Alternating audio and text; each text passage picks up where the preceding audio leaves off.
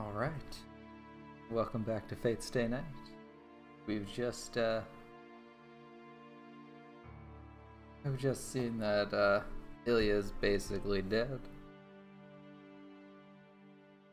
He made our decision to stop that crazy blonde guy.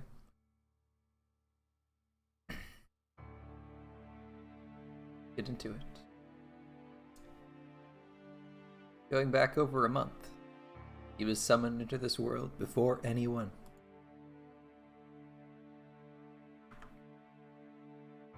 He was not summoned in this country, a faraway foreign land. The land is always covered in white, the sky is always gray, and the castle is built beneath a hidden mountain. It is always winter in that land. Coldness and stagnation, barrenness and longing. As they cut all ties with the present world and await the reproduction of the miracle, they are like living corpses. The cold winter air steals their human warmth, and the stagnant world does not allow them a new lifestyle. The family is the seeker of the Holy Grail. Spring does not come for the Einspern family until their wish is fulfilled. It has been 10 centuries since they started the search for the Holy Grail. As they used every possible method to attain their goal, they were eventually able to forge the Holy Grail. Except for the part that involves working with other people without backstabbing each other. They seem to be bad at that part. Even then, all they can build is the vessel. The divine mystery that should dwell in there is empty, and they keep building vessels that will never be filled. But a foreseeable end comes to them. They perform a ritual to fill the vessel with help from outsiders. The result is both a success and a failure. The Holy Grail is made. The Holy Grail should be filled with that method. But they make many enemies at the same time. I see. See? How do they manage that?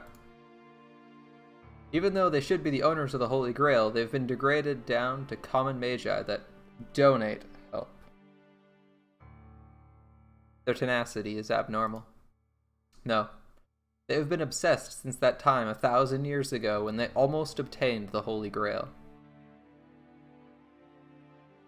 They broke the rules and constantly pulled out the strongest card. In the first one, they did not have time to do such a thing. In the second one, they finally found a loophole in the rules. In the third one, they summoned what they shouldn't have. And in the fourth one, they were sure of their victory, having the strongest card and its master. The result was a total failure. The servant and the master they selected betrayed them. The man destroyed the Holy Grail, leaving behind his wife and daughter in the Winter Castle. Just to note, leaving behind his wife and daughter in the Winter Castle. That's not how Zero went, just so you guys know. So this, another line that says, this is an alternate timeline, because this is like being told from the third person omniscient perspective, right? They were infuriated with the man's betrayal, and they lamented their mistake. Outsiders cannot be trusted. Their family, with their perfected magic circuits, will be the only ones to obtain the Holy Grail. They had insurance to begin with. And on the fifth one, they finally prepared the strongest master and servant. But not the strongest master-servant combination. They kind of screwed that up, since Berserker doesn't have Mana Burst. They got a strong master, but she's not very mature, or tactical, or strategic. You know what? She just doesn't have anything good for fighting. A very emotional 18-year-old girl. But I guess the servant's strong if you assume that, you know, the only thing that she does is just apply him with mana. She doesn't really have any, like, he has like infinite mana, and Ilya has like a ridiculous amount of mana, and they summoned a servant that's just baseline strong, but not someone who could abuse infinite mana. They really just haven't thought this through. It was him. 2 months before the Holy Grail War began. Every rule was broken for him, Berserker to be summoned. The days that followed were to only hurt the Master. The command spell engraved all over the girl was used to control Berserker. It did no good as a magic circuit and only drained her life away. Hey, Shadow. Even the slightest move on Berserker's part caused the girl to scream in pain. It was only natural. The Holy Grail would appear in 2 months. The only things keeping him in this world were the girl's magical energy and her command spell. Berserker was not created from the magical energy of the Holy Grail. Even if the girl may have been special, to keep Berserker in this world using her own magical energy was like having her life taken away. Today I learned some new context. Knowing that, they still did not allow for her to rest. They abandoned them in the winter forest filled with hungry beasts. They gave them over to possessed corpses. They threw them in a waste yard full of failures. The only way for the girl to survive was to rely on the giant she had been given. She survived the training that was more like torture. Yeah, this is a very interesting way to reframe this scene. I believe this is the scene you see when you're like, as Berserker's dying. And, you see how Ilya's connected to Berserker in the summoning. And they've completely reframed this in the visual novel. Whereas, like, in the anime, she, like, kind of just ran out or she ran out of the castle and she was having trouble controlling Berserker. In this, it's like, she's summoning Berserker using her own magical energy and not the Grail, so it's like agonizing just having him in the world.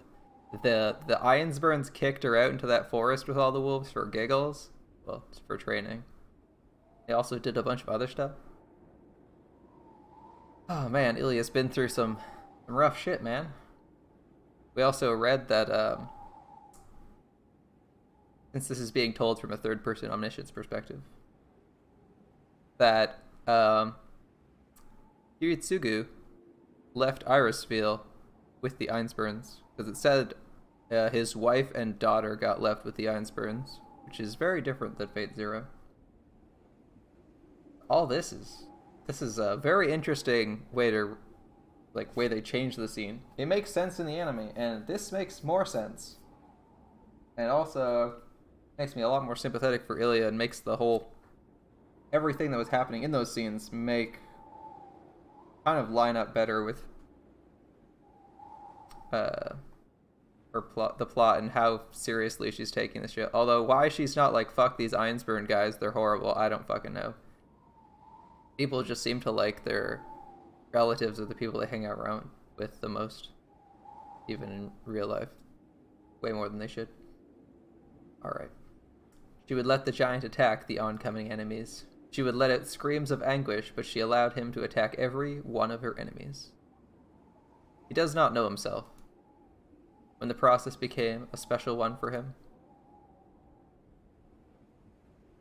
In contrast to her young appearance, she hated whining. Everything that came out of her mouth was an insult. She must have instinctively known that if she was going to murmur something, she would get stronger when she would insult and hate someone.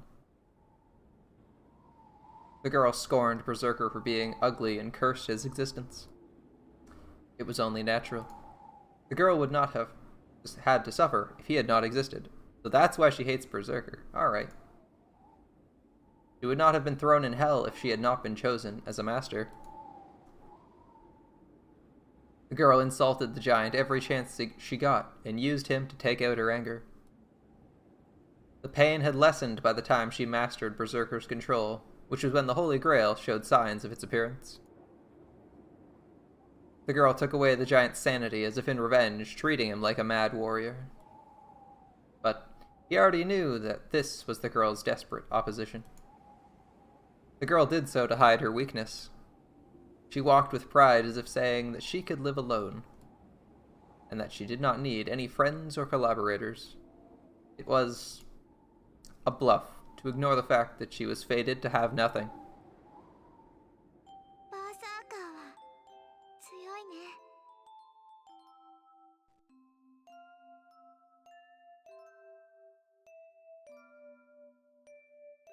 the winter forest. The girl timidly touched the arm covered in blood. Surrounded by hungry beasts, the girl was prepared for her death, but desperately denied it. Yeah. Yeah, this takes place right after Gilgamesh takes down Herc. At that time, he was not able to move without an order from his master, and he was the first to be attacked by the beasts. The beasts bit off pieces of his neck, head, and limbs. Those are some impressive beasts, considering fucking nothing can hurt him. Like, okay. Low-rank noble phantasms can't do damage, but random-ass wolves can actually hurt him. It's so weird. Anyway, that's a weird, that's kind of weird. Alright, with the scene in front of her, the girl screamed. As he had his sanity taken away, he cannot recall what she said back then. Yeah, but the fact that they dealt damage to him is, like, the weirdest thing. Considering we've had, like, a lot of attacks dealing literally 0 damage, like, you know, Archer's basic arrows. You know, Saber can't really land a telling blow. The fact that the wolves even do damage to him is kind of weird. As he had his sanity taken away, he can't recall what he said back then. But the girl yelled not for her sake, but for his.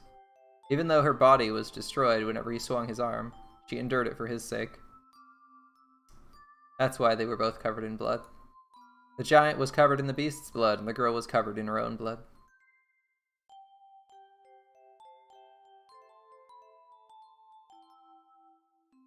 He remembers the winter forest. The weight of the girl that rested on him, crying tears of anguish. And he realized, in that small, cold castle, he was the only one she talked to.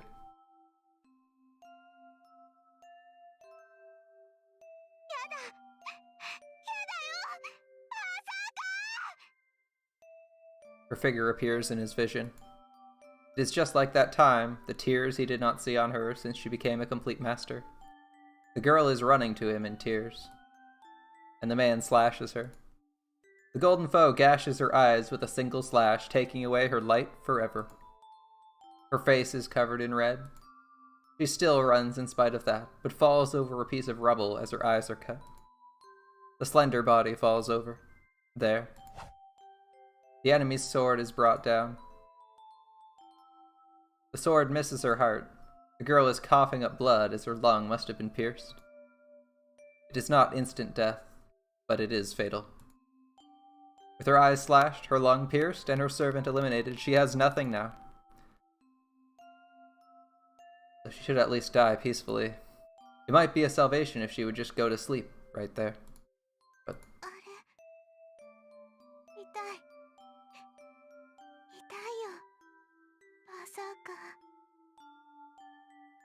the girl crawls, leaving traces of blood.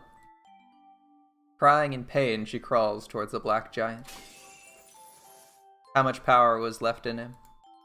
Breaking the chains with all his might, he charges at the man. The demonic lance is thrust. The heart-piercing lance impales the giant. That ends it. The man pulls out the lance as if nothing has happened, and the remaining power in the giant completely disappears. His body disappears. All the power that was giving his body form has disappeared. All that's left is for him to disappear. As he ran out of magical energy, there is no way for him to stay in this world. He falls. But in his last living moment, he sees the girl fumbling around for him. Power returns to his failing body. The law of magic that constructed him. The regulation of the world that hates inconsistencies. The body that is crumbling away like sand.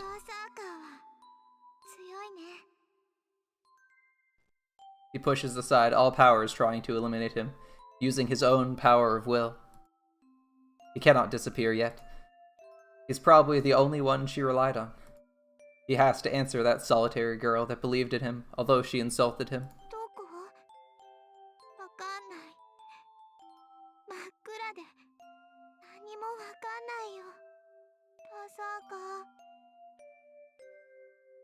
With her eyes slashed, the girl crawls with her hands stretched out. She must want to feel him as she cannot see now. The blood-stained hands grope through empty space trying to verify his presence. There is no power left in him. There is nothing he can do. Berserker will fall here and die here. His body has died and there is no power left to support him.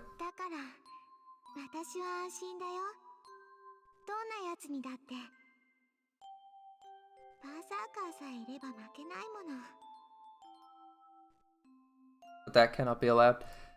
His mind is dead, supporting his body with his will that should no longer exist. He parts from this world. His body is still standing, just as it was when he was invincible. As if to say his body has to be invincible until the very last second for the girl that depended on him. And the girl reaches him. The hand that was grasping through empty space finally touches something. Coughing up blood, the girl crawls to the hard figure. She cannot see, but she can still feel him. Berserker hasn't lost yet. She cannot see anymore, but Berserker is still strong, like always.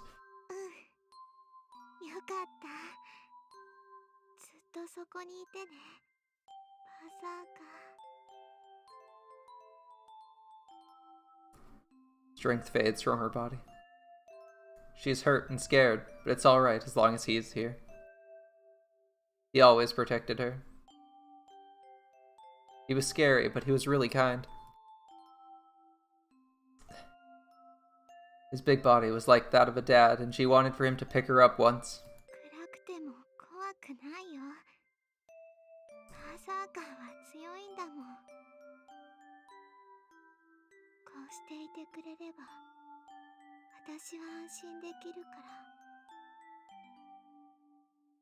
She rests her body on him. It feels as though he'll rest, one of his big, solid hands on her head. Probably true. He should be patting her head when she opens her eyes.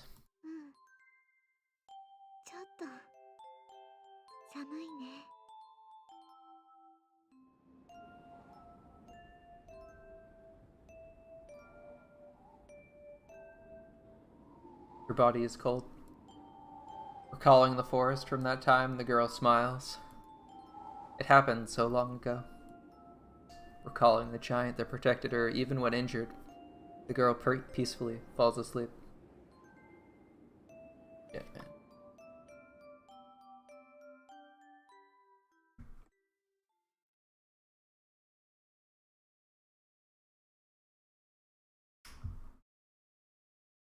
Why they gotta do that to me, man?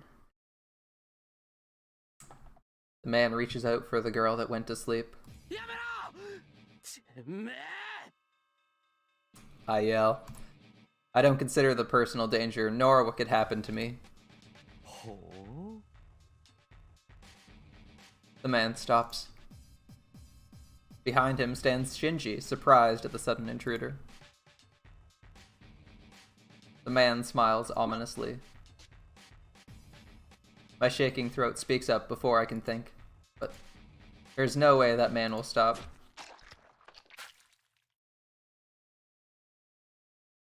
I couldn't even tell him to stop.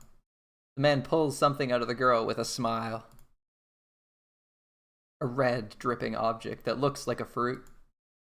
The thing in the man's hand is the girl's heart.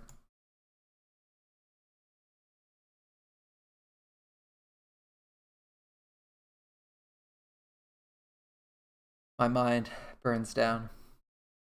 Man, that intermission was fucking rough. I was like, I need to keep a steady voice. It's like I can't be crying on stream.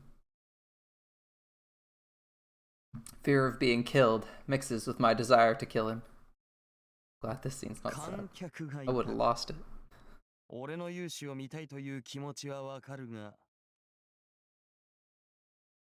With the girl's heart in his right hand.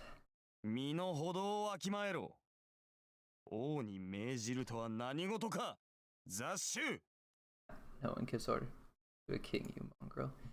The girl's hard in his right hand. He shoots off one of his numerous noble phantasms at me.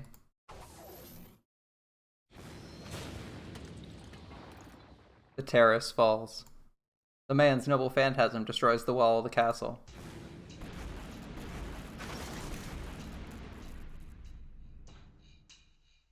I don't move at all. I don't care about the rubble falling down. I don't have time to run, and I have no intention of running. I don't care even if a big piece of debris scratches against my back. I can't think of looking away from that guy now.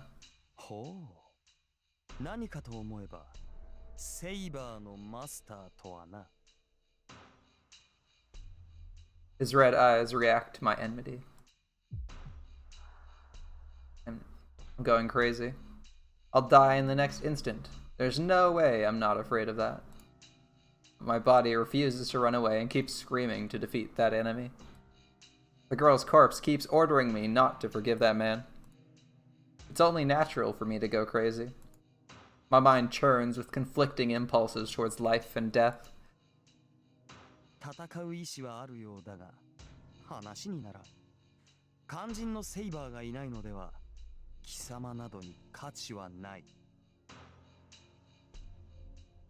A sword appears in his left hand. The sword is mercilessly raised, and should come down to kill Emiya Shiro. I keep glaring at the enemy. No reaction, Shiro? Come on, man. I can't even think about showing my back to him. At least, like, try a projection, you know, that's a neat trick.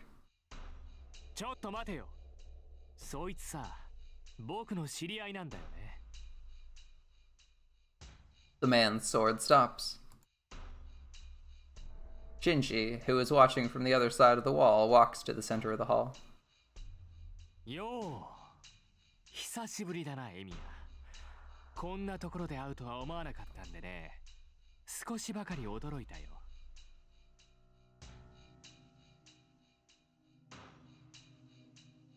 Man does not move.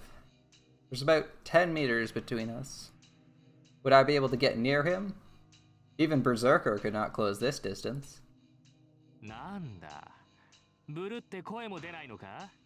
まあ、気持ちはわからないでもないよ。僕もライダーの時はそうだった。ああ、そうだったそうだった。いや、あの時は見逃してもらって助かったよ、エミヤ。Emiya, meanwhile, somehow thinking that Shinji needs to live when he more or less just got Ilya killed. I don't like that. I wish he actually died here. Oh well, we'll see. There's nothing I can use as a weapon, but I don't care. My head is clear right now. I don't feel any uneasiness about projecting his swords right now. 僕がこっちを見ろって言ってるんだ。Who does what Shinji says? Like, other than Sakura? Who actually follows his instruction? I slightly shift my gaze in his direction. I look at Shinji while keeping the man in my view. そうだよ。わかってるじゃんか。今ここで一番誰が偉いのかってことがさ。Yeah, the guy with independent action. Who's just using you to get what he wants. The other one's Shinji, of course. I gasp. It's not because of what he said. It's unexpected that he's saying so from the bottom of his heart. Even Shiro knows. そういうことだ。なら分かってるよな、エミヤ。お前、このままじゃ確実に死ぬよ。Ow, out of place. Why say something that's so obvious? 紹介が遅れたが、そいつは僕の新しいサーバントでね。ライダーなんかよりすごいだろ。Shinji puts his hand on the man's shoulder, and with a delighted face, 命乞いしろよ、エミヤ。少しは考えてやってもいいぜ。Of course, yeah, demand. He says something unimaginable. And demands we beg for our lives. Yep, that sounds right. I do not hesitate. I answer right away without showing any signs of even considering it. I refuse. そうかよ。それじゃあ死んじゃえよ、お前。Shinji jumps back. The man, still with a cold expression, finally brings his sword そこまでよ。そこのサーバント。指一本でも動かせば、マスターの命は保証しないわ。And the man stops his sword once again. Everyone looks up. Everyone down in the hall turns his attention to the girl. Everyone down in the hall turns his attention. I think we found a translation error. Should be their attention to the girl on the terrace. At least that makes more sense to me. Tosuka's hand is aimed at Shinji. Even though Shinji is not a magus, he should know what that means. Tosuka is serious. If the man brings down his sword, she will kill Shinji as retaliation. トサカ、お前までなんでここに？ She doesn't answer, but just keeps her aim on Shinji. なんだよ、お前。本気で僕を撃とうってのか。この人殺し。Oh, you're gonna shoot me? It's like literally just had his servant murder someone. How dare you murder someone or threaten to murder someone? That's horrible. How dare you do そ that? っちが先でしょう。もっとも、どうであれこっちの気は変わらないわ。シンジ、殺す権利と殺される権利は同じよ。そんなこと、人間なら魔術師じゃなくても本能で理解なさい。Actually haven't gotten too many shots of the balcony. Oh, that's a kind of cool design. I thought it would have had a little bit more cover so they wouldn't be seen, but it makes more sense for it to be decorative than structural. Shinji retreats weakly, being stared down by Tosuka. And oh, the man just watches it in delight. He looks at Tosuka. Then, I think there was a strange shaking for an instant. なるほど。俺の打倒はできぬと悟り、マスターを狙ったか。交渉を持ちかけたのは、マスターを殺したところで、俺が止まらぬと判断したからだな、娘。そうよ。シンジが死んだくらいじゃ、あんたは止まりそうにない。けど、この状況なら考えてもいいでしょ。今ならシンジを救えるもの。あんただってサーバントならマスターを失うのは痛手のはずよ。なるほどなるほど。なかなかの起点だ。そこの雑種を助けたいのならば、その交渉しかありえまい。His sword disappears. He turns his back to me as if he's lost interest. お前、何のつもりだ？誰が止めろって言ったんだよ。いや、状況が変わったぞ、シンジ。彼女ならば、器としては文句なしだ。Shinji stops breathing. His face, filled with irritation, suddenly turns into a dirty smile. そうか。いや、嬉しいよ、トサカ。君がまだ生きていてくれて。We escaped that witch. 一応私もほっとしたわ。 Poorly, but we escaped the あん witch. たみたいなのでも付き合いは長いからね。どこかで死なれてたら気落ちするわ。Laughing, Shinji claps his hands. It's so strange. Shinji shows no fear even though Tosuka can end his life. It seems an overwhelming joy is numbing his emotions. まあいい。それよりどうだ、トサカ。エミヤなんてほっといてさ、僕たちと手を組まないか？僕たち？そうだよ。君もキャスターが力を蓄えているのは知ってるだろ？竜道寺は今回の祭壇なんだ。そこに陣取られて魔力を蓄えられてるとね、少しばかり不利になる。Shinji says this with both his hands raised, trying to get us to join. I don't know if Rain will take that offer. It's an obvious fact, I have to add. It seems Shinji doesn't know Castor obtained Saber and Archer. な、わかるだろ？一人でやっても勝ち目は薄いんだ。バーサーカーのマスターは倒したけど、これだけじゃ足りない。遠坂、君がいればキャスターたちにも負けないものが作れるよ。Shinji invites her with confidence. For that, お断りよ、シンジ。あんたが誰と繋がっているかは知らない。けどね、私から見てもいいように使われているだけのやつについていく道理はないわ。I know, Shinji thinks he's so damn... He always thinks so highly of himself that he can't see what a dumbass he's being, or how he's being used, or what he's like, just being a giant prick for no reason. Yosuke refuses him without twitching her brow. なんだって？ I'm not sure what Shinji's thinking right now. Is he thinking, why does she think I'm a puppet, or is he just confused why she refused him again? Because he seems to actually think that she'll join him. Same with like Shiro when he asked Shiro earlier. They're both like, fuck no, you're scum. わからない？腐れ縁から忠告するけど、もうちょっと周りを観察する知力を養いなさい。マトシンジをマスターだと思っているのはあんた一人だけよ。あんたには魔術師としての才能がないっていい加減気がついたら？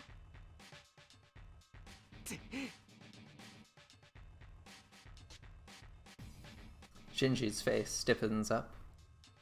The harsh words must have caused him to forget that his life is in Tosaka's hands. やれギルガメッシュ。エミヤも遠坂も皆殺しだ。 Shinji orders his servant. なんだよ。やれって言ってるだろ。お前なら僕がやられる前にやるなんて簡単じゃないか。いや、残念だが時間切れだ。これ以上放置すれば腐ってしまう。I like how Gilgamesh is just going along with what Tosaka wants, just because he's like, nah, I'm not letting this guy this Shinji asshole tell me what to do, so I'm just not gonna kill these guys. Like, he could clearly kill both of them without Shinji being in any danger, and he's just like, this is a good time to like say fuck that guy and just leave. That's great. Like, it'll take him like 1 second to open two instances of the gate and just kill both of them, right? Yeah, he can just flex. He can just be like, shrug his shoulders, 30 swords fly at each of them, you know. They get hit, they're dead, and he's just like, no, I think we'll leave now. Like, you know, Shinji's being too demanding, but he doesn't want to... He's above saying, fuck you, don't tell me what to do, because, like, maybe Shinji has a command spell. And, you know, that would look bad if you were king and you're like, oh, what you gonna do, command spell? Like, you know, he wants to kind of act like he's above it all, so he's like, we're just leaving. Like, the conversation took longer than it would have taken to kill them, I feel. But he's just like, yeah, it's time to go. You know? I mean, really, Gilgamesh is the one escorting Shinji around rather than Shinji leading Gilgamesh around, right? Right. The man shows Shinji, who is walking up to him in anger, what is in his right hand. A red piece of meat. It is the still throbbing heart he ripped out of that girl. Shinji grits his teeth in vexation. 後悔するなよ、遠坂。もう仲間にしてやらないからな。 He still insists on pretending that he has, like, control of the situation or the upper hand on anyone. Shinji runs towards the gate. The other one stays, and after watching his master's disgraceful behavior. だそうだ。良い友人を持ったな。 Pretty sure Yushin is friend. With those delighted words, he leaves the room filled with rubble. And that's it. And we walk to her. The center of the hall. With the sunlight coming in from the ceiling, the girl is sleeping amongst the rubble. Her eyes will never open again. Looking closely, the girl is not white at all. She has red all over her, and she looks nothing like she did before. シロのせいじゃないわ。分かってるでしょ。私たちじゃこの子を助けることなんてできなかった。I know, I couldn't have saved her. I've been taught that there are people I can save and people I cannot save. I know it'll put my own life in danger if I try to do something beyond my capabilities. But still, I still wanted to save her. I don't want a child dying in front of me. I don't want anyone dying in front of me.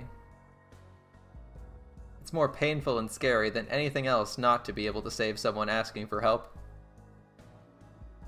There's no way I can apologize, and I don't know her well enough to apologize to her.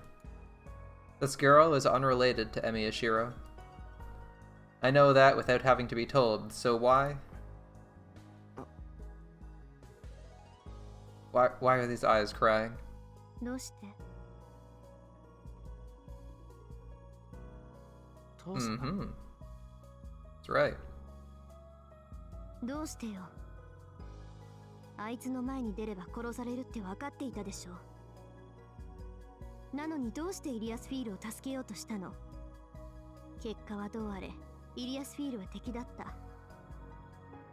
なのにどうしてこの子の死にそこまでしてやれるのよ。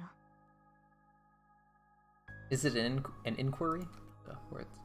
Teosaka's eyes are serious. どうしても何もない。助けたいと思ったから止めただけだ。 There's no other way to explain it. After glaring at me. そう。前から異常だと思ってたけど、今ので確信したわ。We just straight up have to save her. あなたの生き方はひどくいびつよ。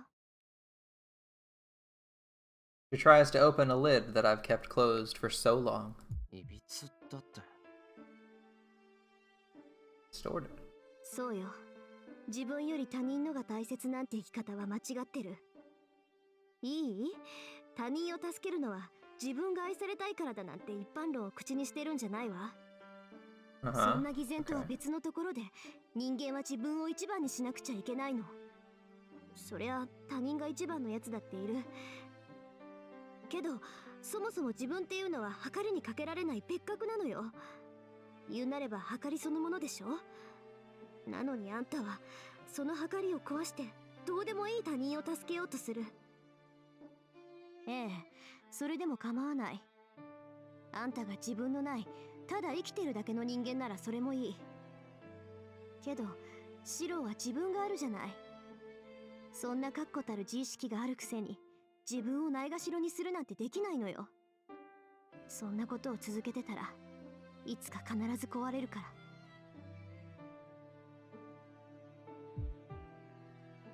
I feel like saying something during the monologue, but it's like, alright, you're, she's got a right to speak. That's what it feels like to me, if she's speaking to me because I'm presently Emi Ashiro, I shouldn't interrupt. No way. I can't break down. I'm doing this so that I won't break down. I'm trying to save people I could not save so that I can hold my head high. いいえ、もう十分に壊れてるわ、あなたは。だから言ってよ、10年前に何があったかは知らない。けど、あんたがおかしくなってるのは、それが原因なんでしょうから。This is why, in Fate Extra, Tosaka has, Lancer's abilities. Because she's fucking got the insight to just pierce right through your heart. See what's inside. It's got some good character insight considering she's like she only has an external perspective on you, and has only really known you for like a week and a half, and she already knows this much about you. Tosca looks like she's crying. Why does she have to make a face like that?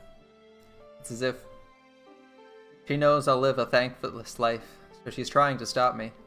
学校の時もそうだった。あなたはあれだけの死体を見てとんでもなく冷静だった。私でさえ死体と勘違いしたっていうのに、一別しただけでみんなが生きてるって読み取っていた。I mean, they weren't dead, so it's not nearly half as それ terrifying. がずっと変だって引っかかってた。魔術師としてろくな教育を受けていないくせに、殺し屋になってもすぐに自分を落ち着かせていた。死体を前にして憤ることはあっても、死体そのものに嫌悪を抱いてはいなかった。それはきっとあなたにとって人の死は見慣れたものだったからよ。それだけのものを10年前に見たっていうことでしょ。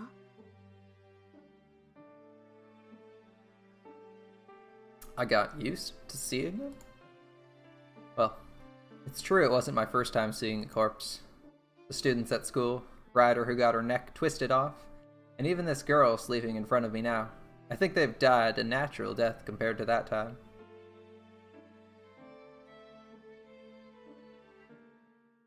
But she's wrong. The fire 10 years ago saved Emiya Shiro. That cannot be the main reason why Tosca is criticizing me now. 違う、遠坂。そんなことはない。助けられた？あなた、10年前の火事の時に助けられたのね。それがエミヤ桐次だったの。ああ、そうだ。ただそれだけだ。あれは原因なんかじゃない。My heart aches when I answer. And that's not the reason for anything. The fact that I was saved. My body is telling me it's a lie. じゃあ、他には何かなかった？ずっと後悔しているようなこととか、助けられる代償にエミや桐次に取られたものとかなかったの？そんなのあるもんか。桐次は俺を助けてくれただけだ。それに取られるも何もその時は。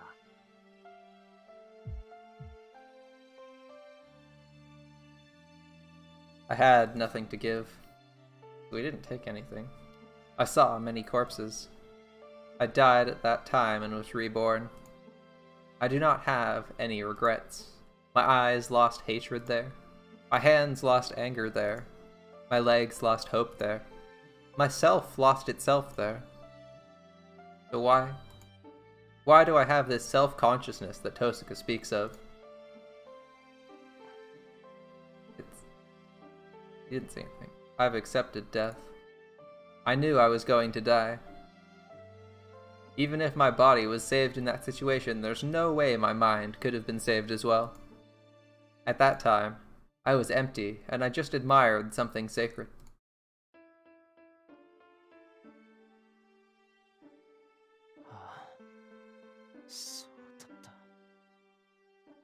I remember now. No, I didn't even put it into my memory. So I didn't realize until now that it's what really saved me. シロ、やっぱり何か契約でもさせられたの？違う。取られたものなんて何もない。俺はただもらっただけだ。A world like hell. In the place where everyone but me died, I was saved. Nobody saved me, and I wasn't able to save anybody. And at the very end, he granted something I thought was a miracle. 覚えてる。俺を覗き込む目とか、助かってくれと懇願する声を。その淵で思ったんだ。自分が助かったことじゃなくて、助けてくれる奴がいることは、なんて。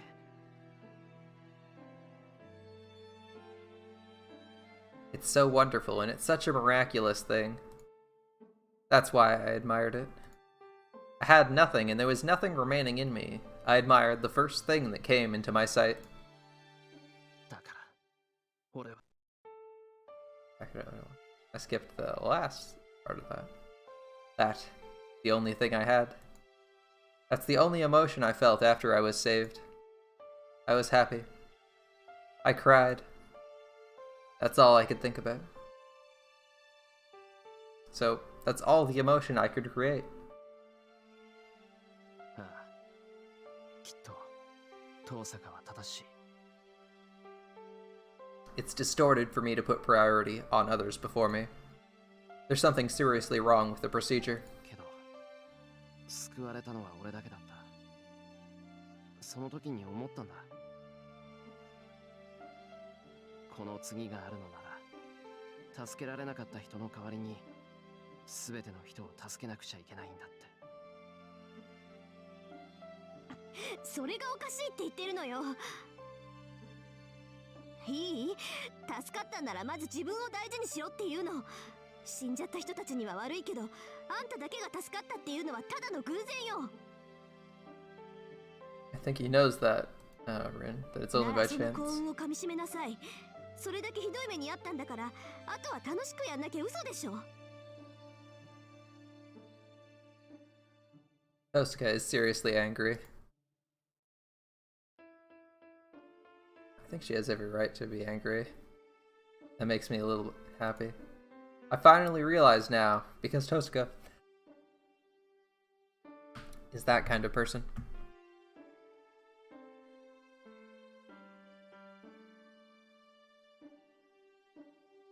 Question I've been wondering about all by myself. I wanted to be a superhero, and I always tried to help others. I knew there was something wrong with the method, but I did not understand what. It's so clear now. So clear now. It's because of this person that is seriously angry for my sake.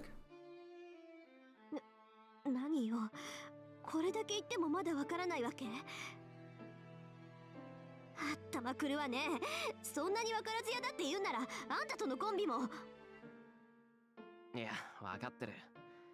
言っただろ。遠坂は正しいって。なら He knows it now. けど、やっぱり忠告は聞けない。Knowing there's something wrong, knowing that your mindset is wrong or needs to be changed, and actually changing it are very different things. He can acknowledge that it's kind of messed up the way he thinks, but she hasn't made him change it. She's just made him see it. 確かに、俺は何か間違えている。けどいいんだ。だって、誰かのためになりたいっていう思いが間違いなはずがないんだからな。See? Mindset unchanged. So, I answer her with as much gratitude as I can possibly put in. まったく、そんな顔されたら何も言えないじゃない。Maybe it got awkward as Tosuka turns and walks away. And then? まあ仕方ないか。こうなったらもう私が何とかしてあげるわよ。She sighs as she says this.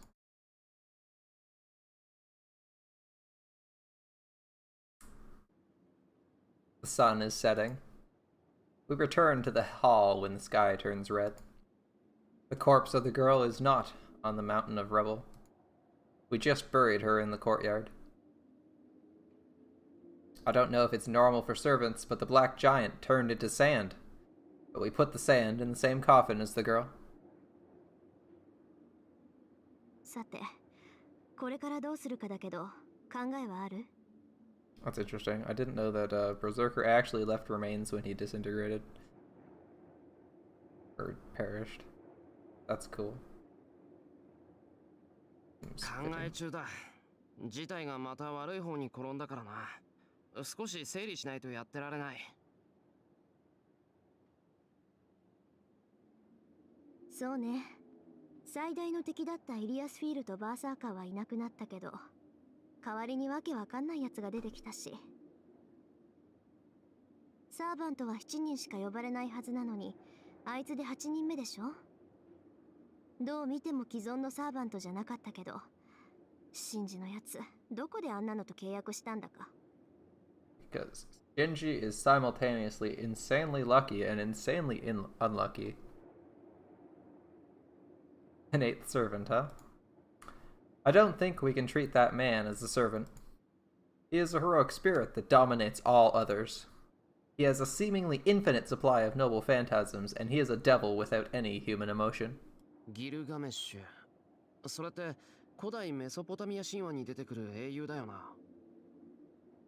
ええ、半神半人の英雄。ウルクの王、不老不死の探求者。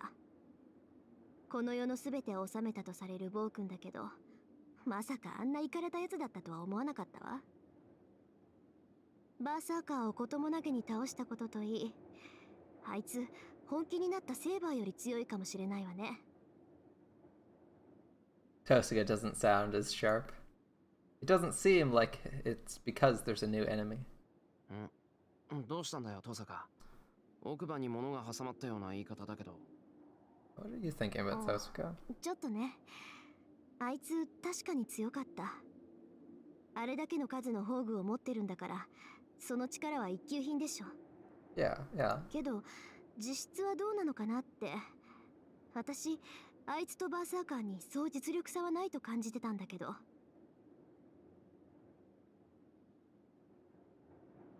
She ponders. Huh. Could it be that Tosuga doesn't know about his powers? いや、あいつ自身はセイバーやバーサーカーと同じか、きっとそれ以下だ。そもそも英霊の強さは召喚された土地での知名度によるんだろ。ならギルガメッシュなんて英雄、こっちじゃ知ってるやつはそうはいないぞ。Yeah, he's just sitting on a load of mystery. 知名度による実力の変動だってそう大きいものじゃないわ。私にはどうもあの金ピカは反則めいて見えたんだけど。Tosuga calls him by a strange name. Well, with that い aside, やだから反則だって。あいつの持ってた宝具はみんな本物だ。いや、そうじゃなくて、きっと本物の元になった武器なんだ。I like how she calls him Goldie. It's like, ah, yes, people aren't just making that up. Even that shows up in our original series. ギルガメッシュは一番古い神話の英雄で、あらゆる贅沢を尽くした王様だったんだろ。なら各地の神話の元になった原点を所有していてもおかしくない。じゃあ何？あいつが出してた宝具は宝具じゃなくてただの武器ってこと？だろうな。あいつの宝具自身はきっと蔵なんだ。生前にあいつが集めた財宝を収納した蔵こそがあいつの宝具なんだと思う。Seems like な seems らバーサ logical. ーカーが叶わないのも当然よね。英霊たちにはそれぞれ弱点がある。すべての宝具の原型を持つんなら相手の弱点となるものを持ち出せばいいだけの話だもの。Right. There is a chance of victory. It is that he is not a master of these weapons. He is not a wielder that has mastered his weapon to the limit, so I think there is still a way to beat him. But with all that ま aside, あトサカ、本当に関係ないんだけど、なんで金ピカなんだよ、あいつ。ああ、いや、それはその髪が金色だったからとか。look at that blushing Rin. We did it again. 何言ってんだ。それならセイバーも金ピカなんて呼んでたはずだ。金ピカ、すごいぞ。実に意味ありげじゃんか。なんか他に気づいたことがあったからそう口にしたと見た。Yeah, yeah. Why not call Saber Goldie? She has blonde hair. ここまで来て隠すなよ。トサカ、なんか気づいたんだろ。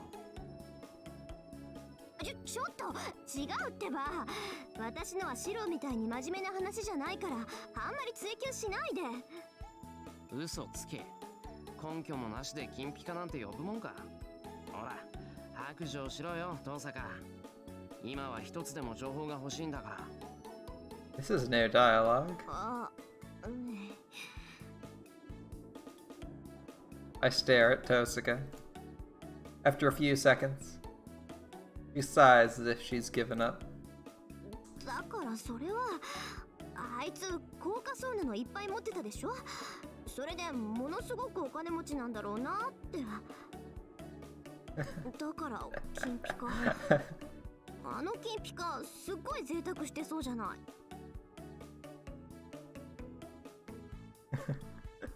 This seems familiar. Tosuka scratches her cheek while looking away. How scary. It seems anyone who's rich is called Goldie by Tosuka. What's more scary is that Tosuka figured out the servant's true nature just because he seemed rich. He seems rich. ともあれ、厄介なやつが出てきたものね。8人目のサーバントって時点で破綻してるのに、そいつ自身がジョーカーなんだもの。問い詰めようにも監督役の綺麗は行方知れずだし。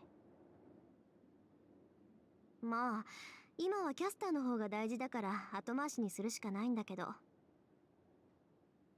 That's right. Caster's obtaining more power as we speak. Saber should not be able to oppose Caster's control much longer. No. In the worst case, Saber could already be under her control. そうだな。Luckily for us, Caster is just sitting around イリア doing ス・キール nothing. の協力は得られなかったけど、だからといって放っておくわけにはいかない。こうなったら2人だけでキャスターを倒せる手段を考えよう。そうね。何のアイデアもないけど、やるしかないか。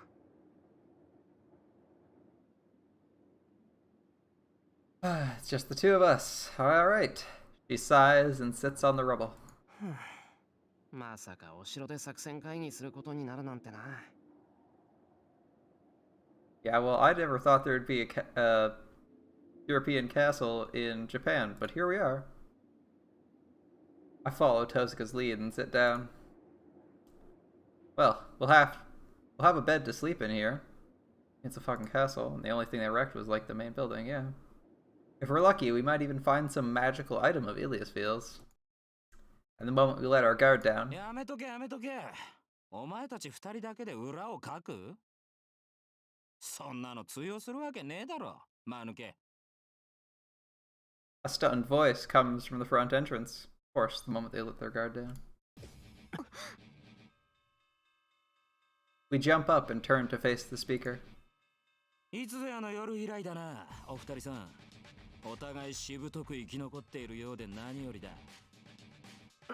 ランサー。I quickly concentrate and connect my magic circuit. He is certainly Lancer. He speared my heart on that night 10 days ago. I can't let it happen again. I have to let Tosuka escape before he attacks. シロ離れて。あいつは私が引きつけるから、その間にあんたは2階に。トサカ、走れ。あいつは俺が食い止める。トサカは一旦外に。ちょっと待った。あんた、自分を大切にしろってさっきの話、全然聞いてなかったみたいね。She lowers the hand she pointed at Lancer and points at me. But I have objections as well. バカ言うな。忠告は聞かないってちゃんと断っただろう。殴り合いはこっちの役目だ。あいつとは2度目だし、ここは遠坂より俺の方が向いている。そんなわけないじゃない。相手は歩兵よ。飛び道具がない相手に飛び道具である私が逃げてどうすんのよ。だからこそだろう。懐に入られたらおしまいってわからないか。いいから、遠坂は遠くから援護してくれればいいんだよ。バカ、援護なんてできるか。あいにくそんな器用な魔術なんて知らないわよ。やるならあんたごと吹っ飛ばすに決まってんじゃない。Lancer sitting there with limited magic resistance going, would that actually do anything? 自分の壊し屋っぷりを開き直るな。Lancer has magic resistance, right? Like, we can just go check. Skills. Battle continuation A. Restart C. Oh, it doesn't have it listed in here. Maybe it's in his abilities? Oh, there we go. Magic resistance C. I skipped right over it. Nullifies all magic that requires less than 2 verses. Can't block large scale magic, as such as great magic and ritual magic. I mean, he can probably block a good number of her spells with magic resistance C.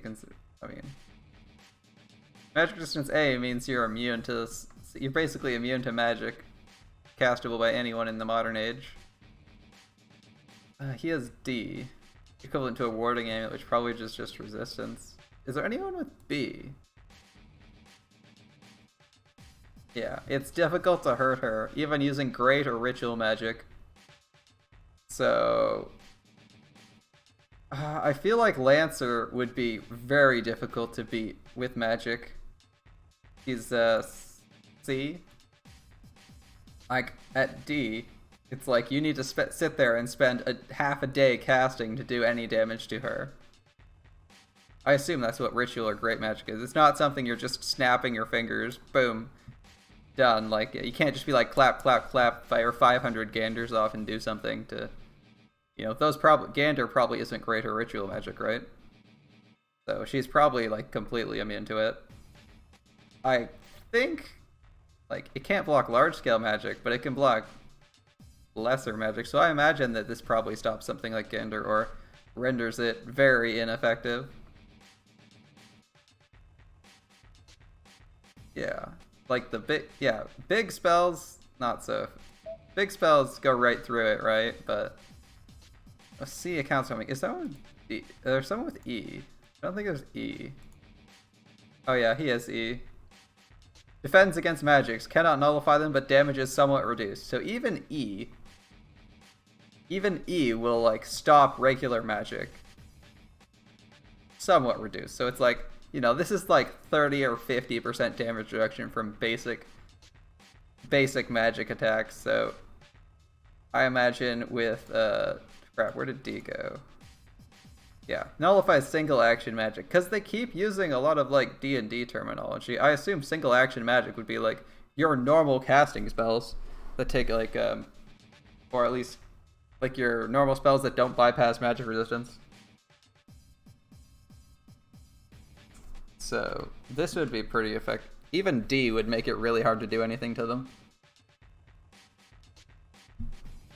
So C, I don't think she could actually blow away Ku very effectively. It just made me, when she said that, I just thought about it and was like, wait a minute, he has decent magic resistance. It's not the best, but he's actually pretty tanky against magic. Like, obviously, caster, you know, Medei, who's able to affect with very few spells, but she can possibly do it to save her. She can get through his magic resistance with some talent, because she also has Rapid Words of the Divine, so she can like cast long casting spells instantaneously. She basically has like Quicken. Can just turn full round actions to standard actions. I feel like that's basically what Rapid... Actually, does they describe Rapid Words of the Divine here? High-speed Divine Language allows the activation of magic without connecting the magic circuit or incanting the spells. Even great magic can be activated in just a single action. Modern humans can't pronounce it because it's a language from the Age of Gods.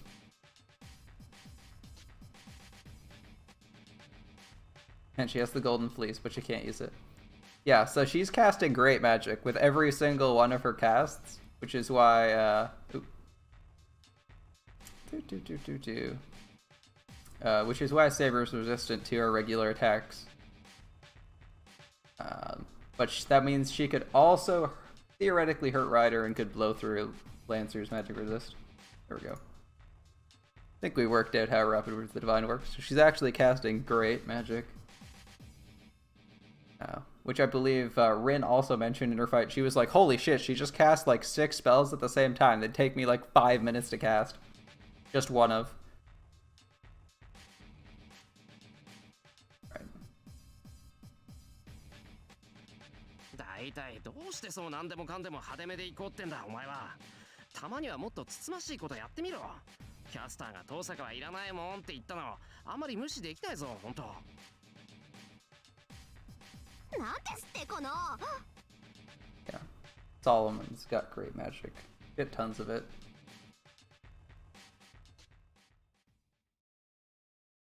And we argue for a few minutes. I like how they just stripped. It's not like 10 seconds. It's not like this happens in an instant before something happens. It's like we argue for a few minutes. They're just sitting there arguing. We're just kind of going, you guys done? Yo! And we begin to tire and wonder how this got started. I noticed Lancer is watching us with a smile. あ、もう終わりか？別に急がねえから最後まで済ましちまいな。相手への不満はとことん吐き出しといた方がいいぞ。I cough and glare back at Lancer. I take half a step forward and Tosca is right behind me. Man, we should have done so from the start. ああ、待て待て。せっかく同意を得たところ悪いが、こっちに戦う気はない。見るに見かねてな。少しばかり手助けしてやろうと出しゃばりに来たわけだ。I like how they legitimately sat there and argued for 5 minutes. It wasn't even like that cinematic movie style thing where people are carrying on full conversations in the last 2 seconds of someone's life.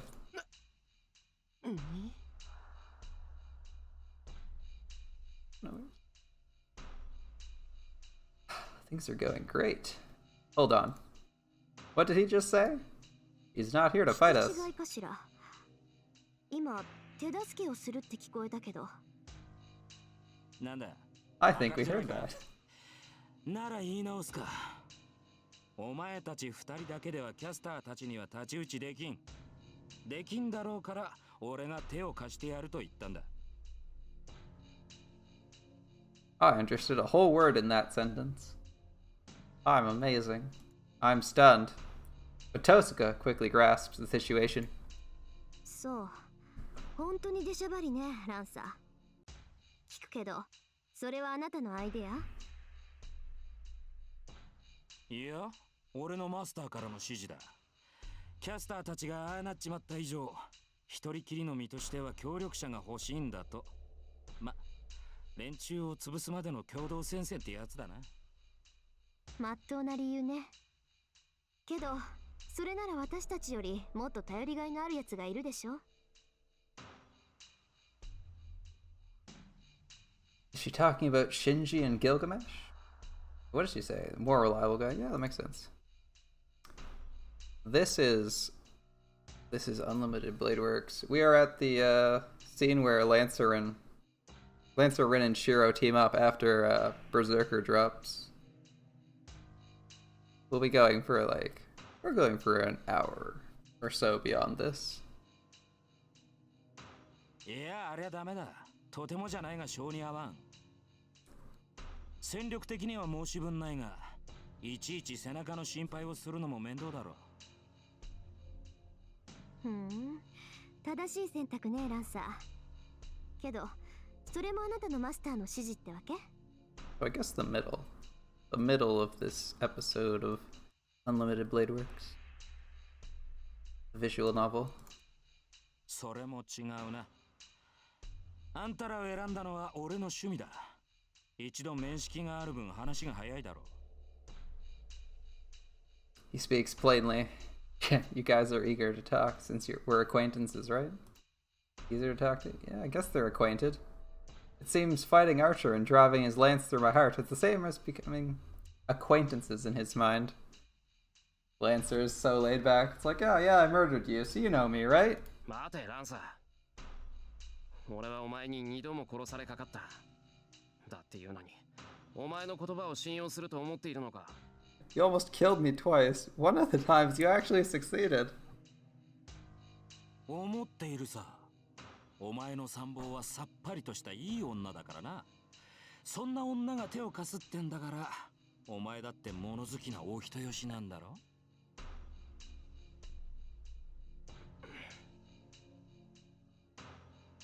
I frown. I'm troubled that Tosca is nodding at our enemy's words. そういうわけだ。だから協力できるって思ったのさ。ああ、言っておくが、お前たちがじゃない。お前たちなら協力してやっていいとこの俺が思ったんだ。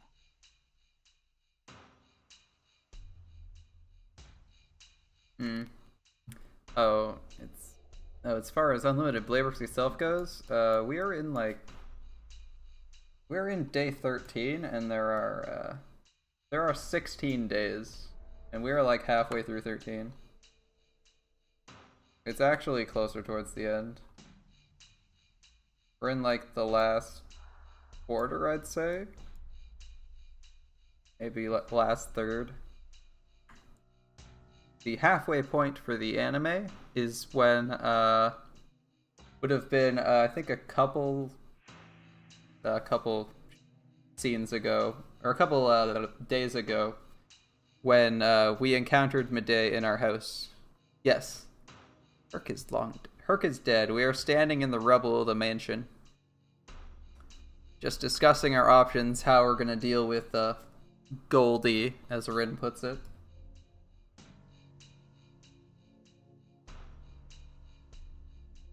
I don't recognize the mansion. It looks a little bit different, but the stairway is fairly I feel the stairway is fairly iconic. Like, they kept that. I can't understand the difference. Not yet. This is just after the Berserker fight, like 5 minutes. Archer, Caster, and Caster are still in cahoots, and Caster is holed up in the church. That's what Lancer and Rin are here to discuss. ああ、初見からあんたのことは気に入ってたんだぜ。美人で強情で肝が据わっていると来ている。女をマスターにするんならな、あんたみたいなのがいい。Lancer looks at Tosuga with cool eyes. I don't like him for some reason. いいわ。私は賛成。けどまだ決定じゃない。Oh, I guess we need エミヤ Shiro's 君が信 approval. 用できないって言うなら、この話はなかったことにするけど。だそうだ。どうする小僧。お前、器を試されてるぞ。Yes, this is Unlimited Blade Works. If you remember the anime, the correct choices are almost always the ones that follow the anime. You can take a few minor variations, but anything too out of that path will get you killed, usually. Lancer looks at me, trying to suppress his laughter. Your character's being tested. You know, what are you gonna do? My answer is, I have a prompt and I want to save, because what happens if we say no? Let's see where saying fuck you, Lancer, goes. I did actually save that, right? I actually did that once. I think that was during the Fate route. I didn't save when I thought I did. Like, shit, I have to speedrun the game again. Thankfully, they give the option to skip any scene you've already seen, so you never make the mistake of choosing a new scene, but still. Yeah, we can't trust you. It's not only Lancer. I don't want to get along with Lancer's master, who's still unknown. Yeah. Yeah, we don't need this.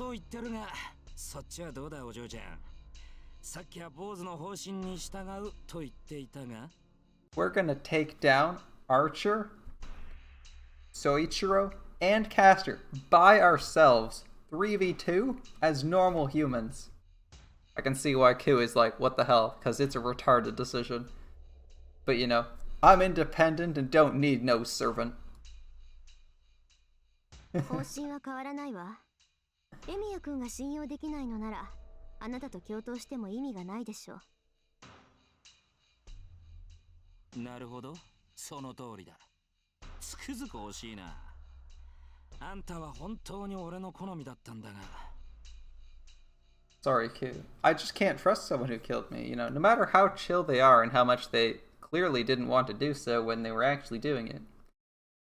Just can't trust you. The Lancer turns. The blue figure does not look back and disappears in a flash.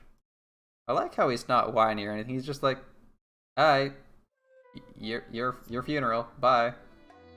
The sun sets and the hall is filled with darkness. We came here to look for an ally, but the only thing remaining here after turns of events is this empty castle. それでどうする？こっちから仕掛けず、守りを固めるっていうのなら、ここに残ってもいいと思う。食料も暖も取れるし、壁を直せば籠城の真似事ぐらいできるしね。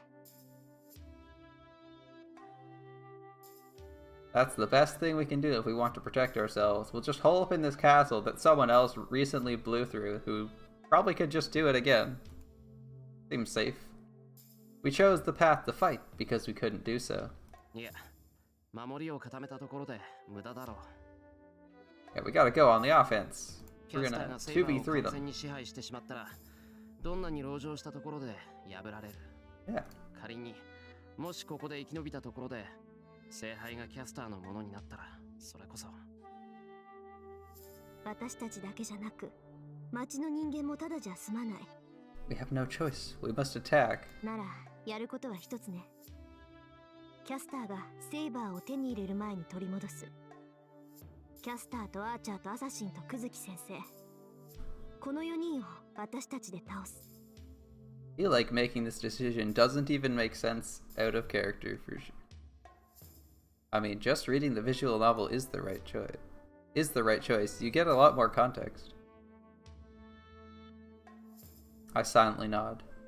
Since we could not get Ilia's help, that's all we can do. It also solves a lot of... Reading the visual novel's been really good. It also solves a few what-ifs, like, what if you make this stupid decision? Because they give you a few of those where you're like, what if Shiro doesn't act like Shiro? And you see how it somehow, the world bends to say, actually he would die here. The sun will completely set soon. You also understand Shiro's character a lot better in the novel, I feel. I feel like we understand what's going on in several scenes where things are less clear or kind of seem a little plot holy. One of my favorite examples so far has been the graveyard fight with Berserker in Unlimited Blade Works, where it's much clearer that Archer's Khalid Bolg 2 could have done a lot of damage to Berserker, and that's why Ilia's like, oh, Archer's interesting. It's not very clear in the anime when that happens.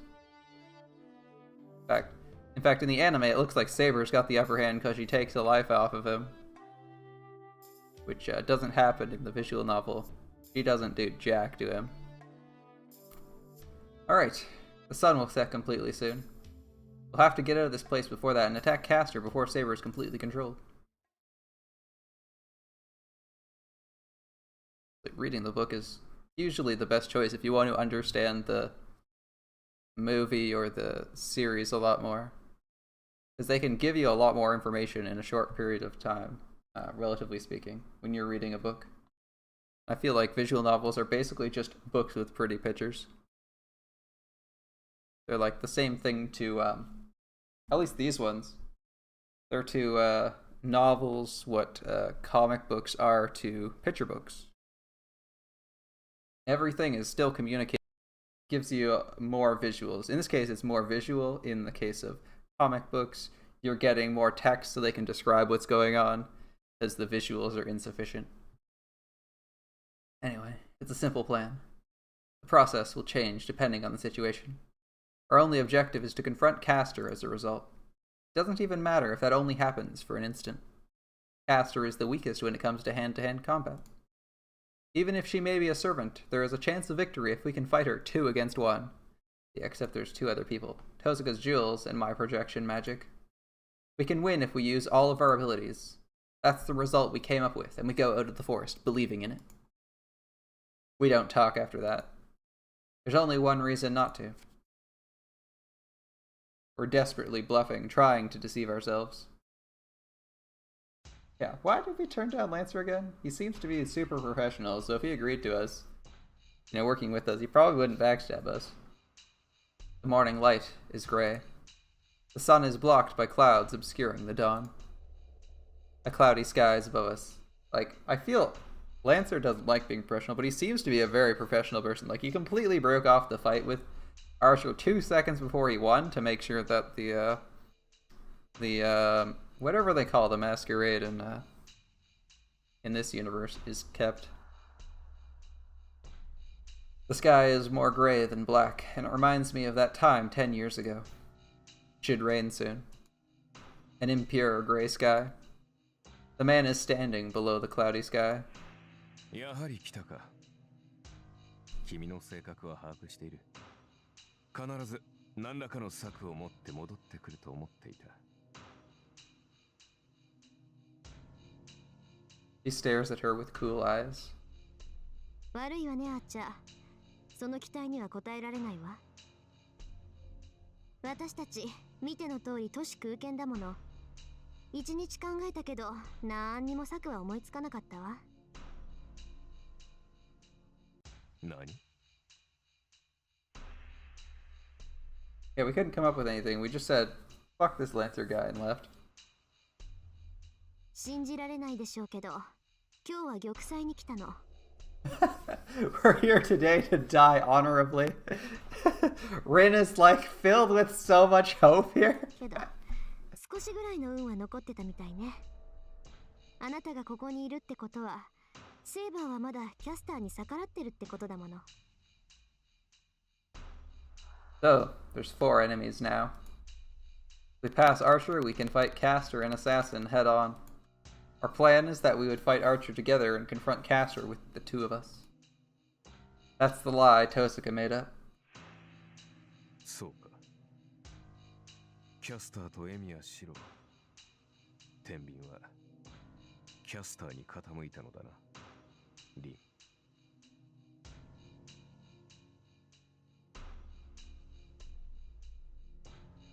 Archer's question is a loaded one. ええ、自分でも自分の性格が嫌になるけど、生まれつきだから変えられなかったみたい。結局ここ一番で私は非人間だった。Archer seems so disappointed here. That's like the most disappointed line he's said when he's like, the scales tipped, and he kind of is like, he's not even he's not smiling. So it means he's actually disappointed because he's like really shifty. He's very shifty almost. Like he never says what he's actually feeling unless he's monologuing. Saying so with an emotionless voice, Tosaka steps forward, especially here where he's intentionally hiding what he's doing, right? シロ、アーチャーはあなただけを襲ってくる。フォローはしないわ。私はあなたが殺されている間にキャスターと戦ってみる。The amount of confidence. I'll try to fight Castor while you get killed. Tosaka apologizes with her back turned, confessing she intended to use me as a sacrifice from the start. I don't know. It seems like a good idea. I mean, I saved right before I did it. I couldn't possibly have been thinking it was a bad idea. If you've seen any of these previous things, any decision I'm 300% confident in, I definitely saved for. How stupid of her. She didn't have to say such a thing. バカ、気にするな。俺だってお前の性格ぐらい分かってる。We're gonna be fine.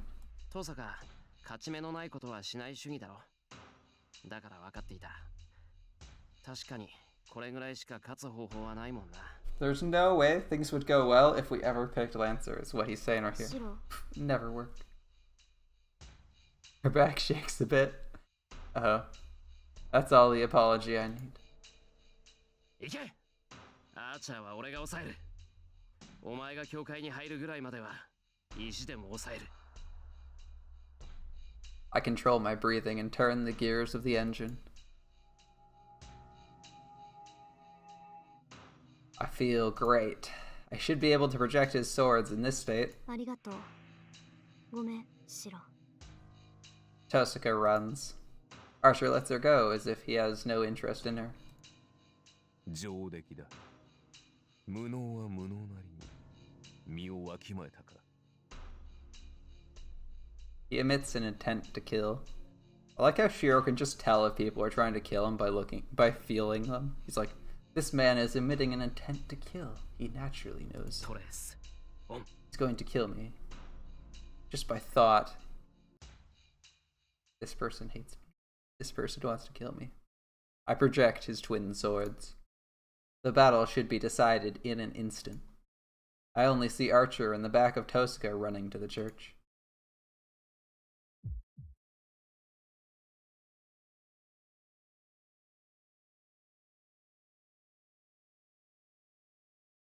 Was it over in one blow, or was I able to last a few seconds?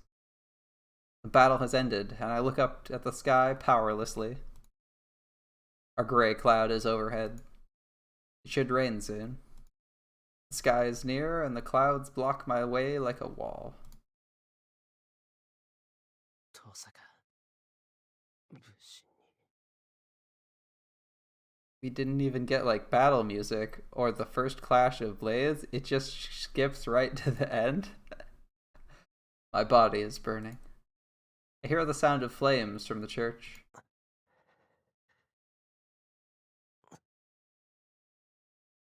The sun is too far away for my outstretched hand. It looks like the time from 10 years ago.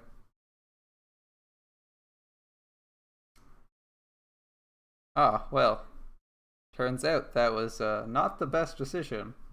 Well, I don't know what we could possibly have done to fix that.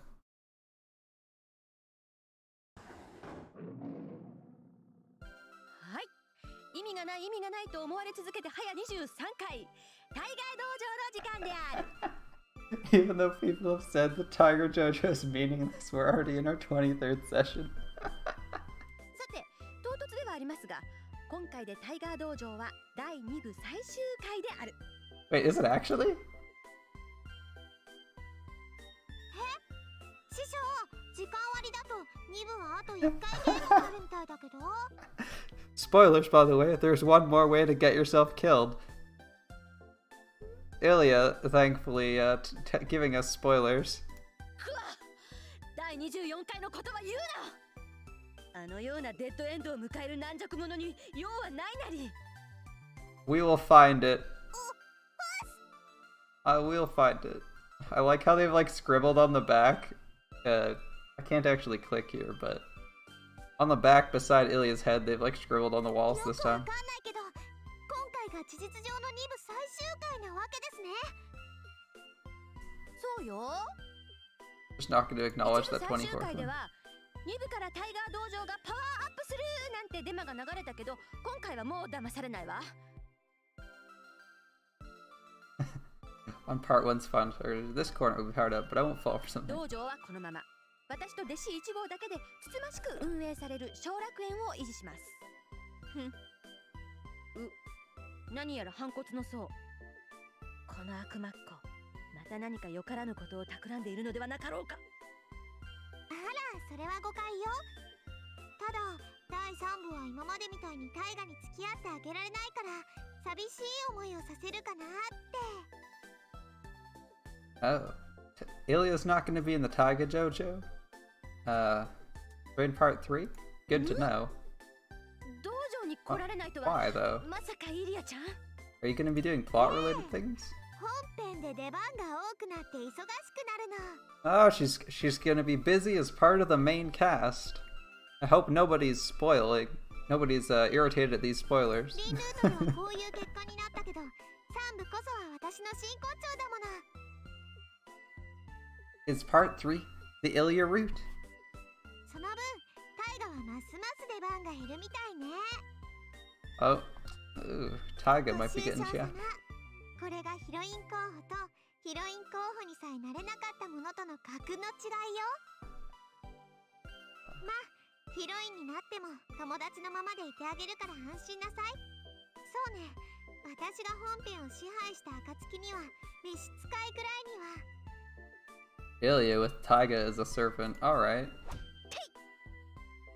何するのよ。こっちは善意で言ってあげてるのに。いらぬ。こんなに苦しいのなら愛などいらぬ。 The dojo is a very safe place. Very safe place. Nobody dies in the dojo. If you die, even in the story, you still hang out in the dojo. つうか貴様弟子失格。ヒロインになんてなったら眩しくて直視できる。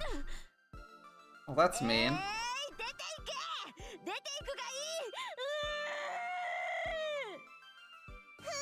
こっちこそ願い下げよう。バカタイガー、そっちから謝っても許さないからな。言っちゃった。まあ、これも運命。可愛い弟子がヒロインに返り咲けるというのなら、あえて憎まれ役となるのも死の役目。よし、戦えイリアちゃん。さくらちゃんを蹴落としてヒロインの座を奪うがいいさ。 Come on, Ilya. Ilya root instead of Sakura root. もうこんなところには戻ってくるんじゃないわよ。だって私の出番が減っちゃうからね。けど2部最後のまともな道場が一人っきりっていうのも寂しい I thought we just said there wasn't one. な。寂しいけど頑張る。一人でも戦え君。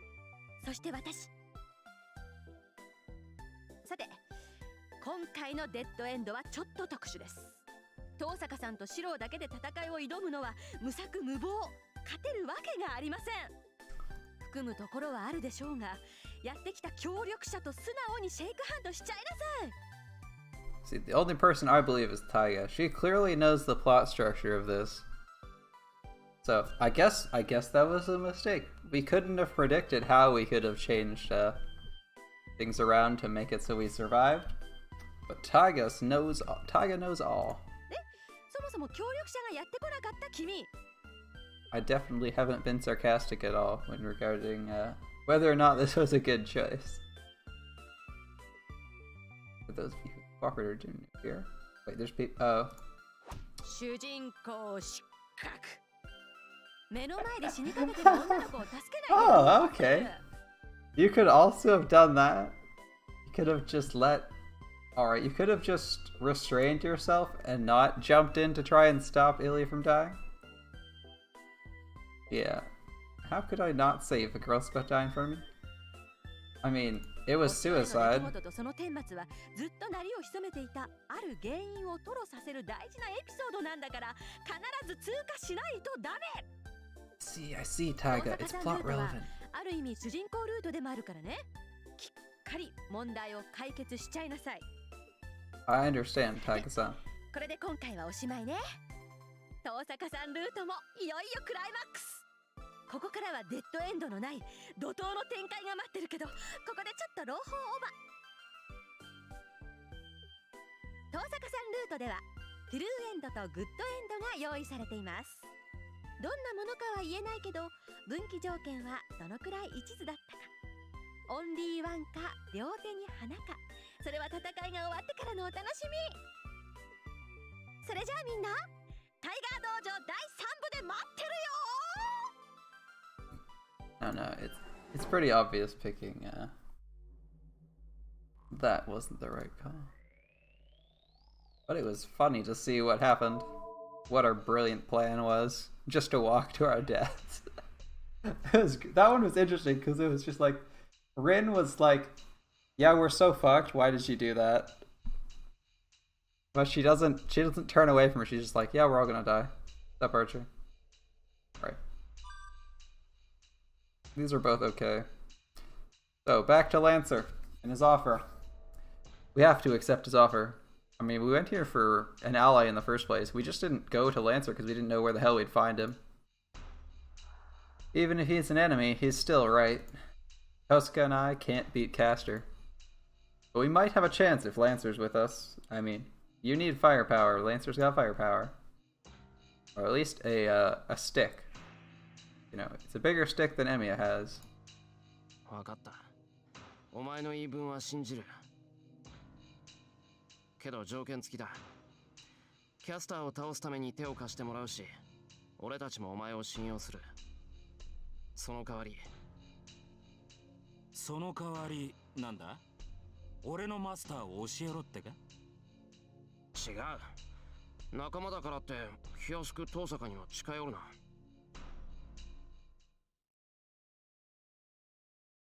The air freezes. But see, if you break Emiya's stick, he just makes another one. Whereas if you break Lancer's stick, he has two bigger sticks. So he just wins. Because then he has two sticks and they're bigger than Emiya's sticks. This makes perfect sense.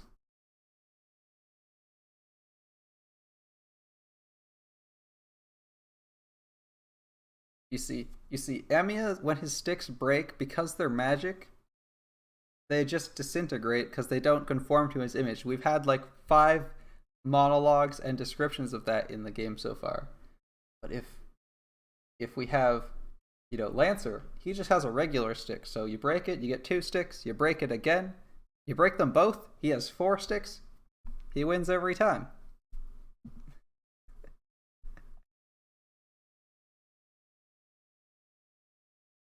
Lancer is speechless, like he's been sucker punched. なるほどなるほど。そりゃそうだ。俺のマスターなんぞよりそっちの方が何倍も重要だよな、坊主。Of course. Don't hit on Rin. That's a serious part of our deal. We need this condition or I just can't live with it. He starts laughing heartily. なんだよ、悪いか。言っとくけど、遠坂はやらないからな。まさか悪くなんかね。むしろ見直したところだ。いや、いいね、お嬢ちゃん。坊主、あんたにぞっこんじゃないか。何言ってんのよあんた。私とシロはそんなんじゃないわよ。そう、私たちはただの協力関係なんだから。I was contemplating doing the basic acceptance, but I think it's more fun to see Rin blushing. そうか? Yeah, we're just cooperating. We don't like each other or anything. なんかムカつくわねあんた。何よその見透かしたような顔は。ほら、シロもなんか言いなさいよ。私たちはただの協力関係だって。Yeah, we're just cooperating.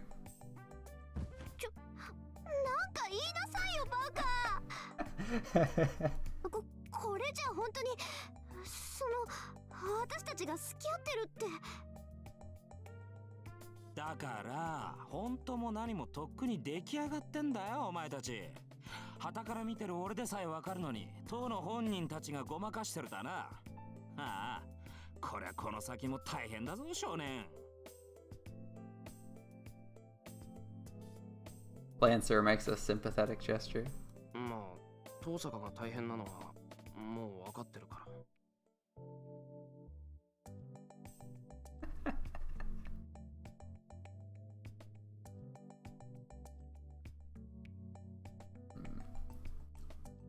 I don't know, Lancer has pretty high agility. Could he pull a Sigurd and like manipulate all those shards? Maybe. I dismiss his sympathy with a sour look. ほう、そりゃ頼もしい。じゃあ俺もそれなりに気を使ってジョーちゃんと付き合おう。A serious business だが deal. まあ、からかうと面白いジョーちゃんなんだな。道中楽しませてはもらうぜ。それぐらいの見返りは構わねえだろ。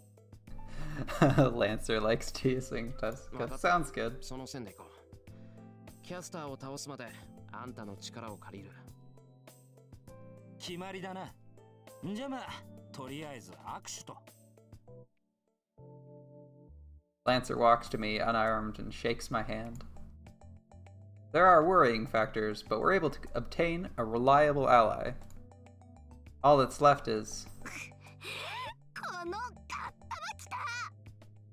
She was so happy about this alliance not 2 minutes ago. いいわよ。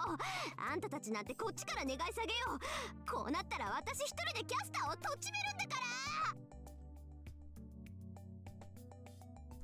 ら。 How can I calm her down?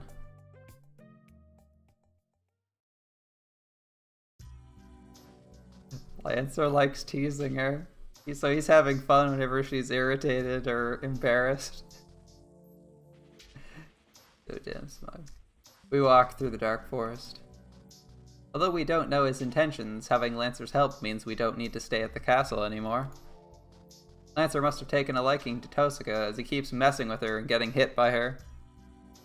ちょっと、あんたね、ちゃんと自分のマスターがいるんでしょ？ならおとなしくしてなさいよ。キャスターを倒したら敵同士になるんだし、話なんかしてもしょうがないでしょ？作戦会議以外はみんな無駄口よ、無駄口。なんだ、敵になるからって話はなしか？見かけによらず余裕がないんだな。相手が仇であろうと、気が合うなら膝交えて語り明かすってのが情だろうに。いつの時代の人間よ、あんた。When are you from? You already know his true name. You could literally Google that. そういうね、明日には殺すけど今日は親友だなんてのは今時流行らないの。やるとなったら徹底してやらないと相手にも失礼じゃない。It's like, well, you see, I'm from like, I don't know, 5th century Ireland or some shit. Like, why would I care? Plus, Lancer is hella laid back. Like, way too laid back. そりゃまたつまんねえ世の中になったもんだ。 Sure did, Lancer, sure did. Lancer does not learn his lesson. I think they've been repeating the same kind of conversation for a while now. それよりランサー、自分の役割きちっと分かってるんでしょうね。ああ、梅雨払いは任せておけ。お前たち二人でキャスターとそのマスターと戦うんだろ。俺の役目はアーチャーの相手だ。最悪セーバーもどうにかしなくちゃならんが、まあ抑えるだけなら問題ない。 He speaks objectively. Yeah, it won't be a problem if all he has to do is keep people busy. Not dying is his shtick, or so you would think. I mean, he's got the skill set to avoid combat or death. He's got a little bit of match resistance. He's got that disengage skill to reset the fight. He's got protection from arrows, which you'd imagine would help against someone called Archer. He's even got battle continuation, so in the event something does happen, he's not dropping. Anyway, he isn't even scared of fighting Saber and Archer at the same time. I mean, guy's got balls. Like, he could probably back that up. He might be able to last a while. I don't know if he could beat them both at the same time. Like, he's definitely got Archer's number, and he could probably beat. I think he could probably beat Artoria. Or at least, like he was beating her earlier, but that's under, like, Shiro, who's a pretty mediocre master. And just servant on servant, without master backup, he might be okay. I don't know, 2v1 is a lot harder than 1v1 to pull off, so he'd probably lose. Depending on how they wrote it. I feel like, but I mean, he could probably win one-on-one with either of them, right? Oh yeah. Saber commented on him when we were training in the dojo. She said Lancer is the best when it comes to surviving.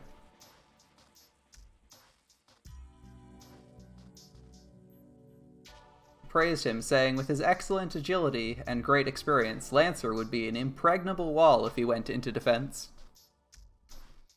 I mean, like, in the Fate route, this is the second route, Unlimited Blade Works. In the Fate route, he does last the whole evening against Gilgamesh. He is, like, crazy hard to kill when he doesn't want to die and just wants to stall you for as long as humanly possible. Yeah, it is funny what happens to him in every in the plot, though. He must have fought many battles from disadvantageous positions when he was alive. Yeah, for sure. This man ran through fatal battles like a panther and lived on. それはいいけどな。敵はアーチャーとセイバーだけじゃない。キャスターの下にはアサシンもいるんだろう。なら、最悪あんたの相手は3人ってことになるぞ。Worst case, he's stuck fighting assassin. そりゃやべえな。あの野郎は苦手だ。できれば1対1でもやり合いたかね。あの手のやつは遠くから仕留めるに限るが、まあ、その心配は不要だな。I like how he's the first person he mentions not wanting to one-on-one is Sasuke. He's like, this guy's really good, you know, not a great fight. アサシンは教会には現れない。どうしてそう断言できるのよ。キャスターが竜道寺に戻らないなら、門番としてアサシンだって呼び戻すんじゃないの？いや、アサシンはキャスターが呼び出したサーバントだが、それゆえに制約がある。奴はあの場所そのものに呼び出された英霊だ。竜道寺を離れることはできんし、何よりキャスターが呼び戻さんだろう。あれはキャスターがマスターに黙って独断で召喚したサーバントだ。Oof. Yeah. They kind of just said plot happens to them. It was unfortunate. マスターが教会にい Yeah, る以 they're 上は rifts. 隠し通すし、おいそれと竜道寺を手放すこともできまい。Yeah. Well, at least we now know that we're not fighting Assassin. I think outside of the game, or outside of this novel, you're supposed to already know that because you read part 竜 one. 道寺を手放せない。 But それってつまり characters know it now. 聖杯の召喚場所があの山だからだろうな。知っているか？聖杯戦争は今回で5回目だが、聖杯が呼び出される土地は4カ所ある。そのうちの一つが竜道寺であり、教会でもあるわけだ。ちなみに3回目の召喚場所は教会だったらしい。4回目はどこぞの平地だったそうだ。In a plane somewhere. You mean like in the fields? へえ、戦ってれば幸せみたいな人だと思ったけど、意外に物知りなんだ。 That was in the あな park, た right? It would be the park these days, I think. 単にマスターが小難しいやつなだけだ。お前たちの事情に関心があるわけじゃない。It's just that my master is fastidious. I'm not interested in your doings. ふん。けどそっか。じゃあ今回の召喚場所って1回目と同じ場所に戻ったってことなのね。Osaka starts to ponder. Lancer watches her with delight and walks on in the dark forest. The date has already changed. The day should be dawning by the time we get out of this forest. I haven't actually read Heaven's Feel yet. I'm curious how they contextualize the scenes with Lancer and how they go. If the context makes me like it more. Because I share your opinion on some of those scenes from the first movie with Lancer. I was kind of like, oh, I feel a little bit robbed. Anyway, I mentally prepare myself as I walk. We fight Castor again in a few hours. I won't hesitate, even if that girl would have turned into our enemy by then. We'll defeat Castor. I have to tell myself that it is the most important thing right now. We head to the battlefield. No matter what may be awaiting us at the church at daybreak, we cannot stop now.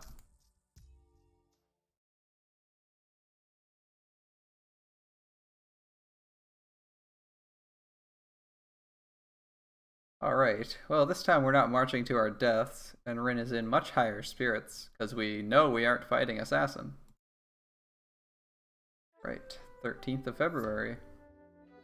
Before that, there's just one more conversation.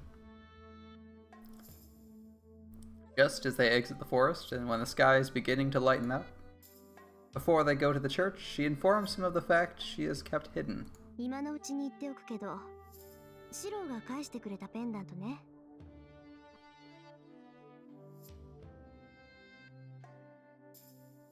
She does not tell him what that means, and he does not inquire about it, what the pendant is. It is because such matters are unnecessary when they are about to face their greatest enemy, Castor. The one and only pendant. The one he found in her room and returned to her. The one he found on that night and put into his desk. Now is not the time to ask about the contradiction. 言っておかなくちゃいけないのはそれだけよ。I think this is your first... We're telling you this in, like, no uncertain... It's zero uncertainty. There's only one pendant. Where did the pendant come from that Archer gave Rin? シローが私の部屋で見つけたペンダントって、あーちゃんに返してもらったものなんだ。シローがランサーに刺されたあの日にね。私はてっきりあいつが拾ってきてくれたものだと思ってたけど。The decisive battle is near.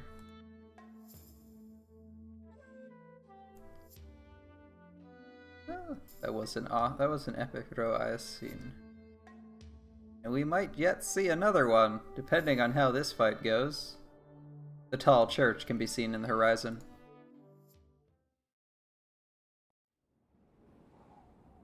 Kosuke says she wants to confirm one last time.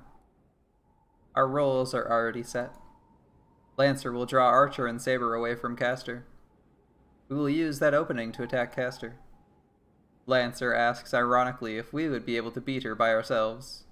To that, まあね。私とキャスターを一対一にしてもらえれば、まず裏をかけると思う。Kosuke answers with confidence, yeah, I can outwit her if I 1v1 her. I don't know what she means by outwitting her. She didn't tell us even when we asked, so it must be a plan that will have a lower success rate if we know about it. What I need to do is fulfill Tosuka's demand. With all my might, I will keep Kuzuki from protecting Caster.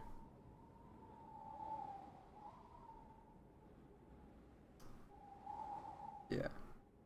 If I need them, I will project his swords as many times as necessary. Yeah.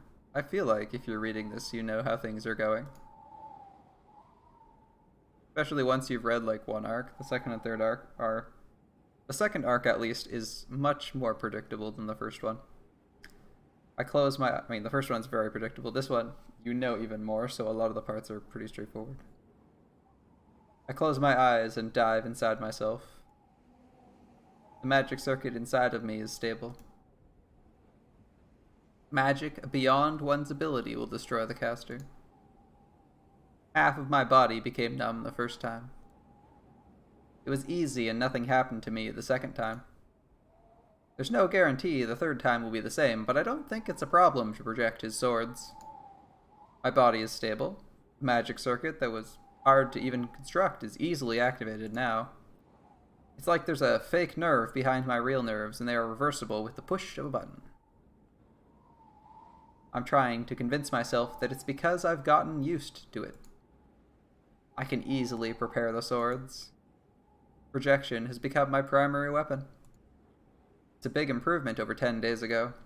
A heck of an improvement, man. It's not only my magic. My sword technique has improved as well. What happens when you train with a legendary swordsman? The reason behind it, see a lot of legendary moves, you know. Watch a lot of StarCraft 2. Get an idea of what you're supposed to do. Instantly get better than bronze. Seems good. I try not to think about the reason. It's more important to beat Caster and take back Saber. Asking myself stupid questions can come after the battle.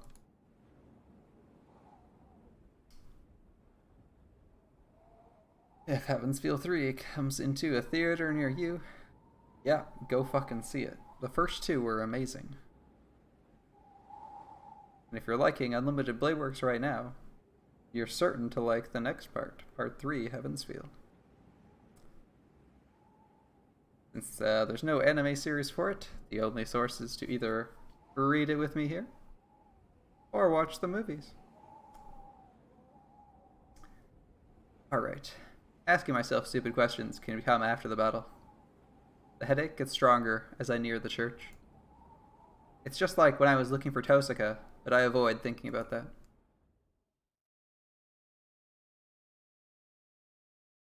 The morning light is gray. The sun is blocked off by clouds obscuring the dawn's brightness. The sky above is gloomy.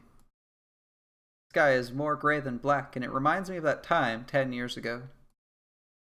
It should rain soon. An impure gray sky. Beneath it stands that man. 君のことだ。必ず来ると思っていた。He stares at her with cool eyes. Kosuke doesn't say anything and stares back at him. それで、用意した策は何だ？何の手立てもなしで勝負を挑む君ではあるまい。ああ、とりあえず、てめえの相手はこの俺だ。Ah, Red vs. Blue, a classic fight. I feel like I've seen a series about this. Maybe a Halo-themed series? Dudes in powered armor with color themes. What was it called? Right, Red vs. Blue. 驚いたな。私を失い、数日と経たずに新しいサーバントと契約した。Alright. やれやれ。私もそうだが、君の移り気もなかなかのものだ。これは、たもとを分かって正解だったかな。構わないわシロ。あいつの挑発になんか乗らないで。She stops me, still staring at Archer. But it's obvious looking at her face. She knows he's baiting her, but his words still hurt. 前から気に食わねえ野郎だと思っていたが、てめえ少年から腐っているようだな。ほう、裏切りは勘に触るか、ランサー。自分が裏切られたわけでもないのに律儀なことだ。Lancer just chilling out here, white knighting people. 単にてめえみたいなサーバントがいるってことが気に食わねえだけだ。英雄の誇りか。まったく、どいつもこいつも同じようなことばかりを口にする。あのキャスターでさえそんなくだらないものを持っていてな。死した身で今さら何の栄誉を守るというのだ。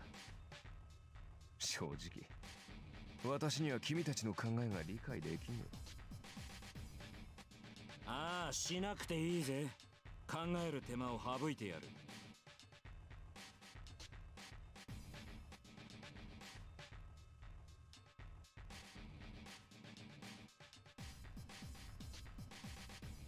That's not how magic. That's not how he uses magic. There's no more need for words. Hiro's normal method of using magic was to rebuild his magic circuit every single time. Now he's learning to use the magic circuit he's made, turn it on and off like a switch, rather than almost killing himself every time he tries to use magic. They explain that much more in the first part, where Rin lectures you because she's like, what the hell are you doing almost killing yourself? Restart rebuilding your magic circuit from scratch every single time you try to use magic. That's why one of his lines is switch on, right? Because Emiya's just turning his magic on like he's flipping a switch rather than building it from scratch.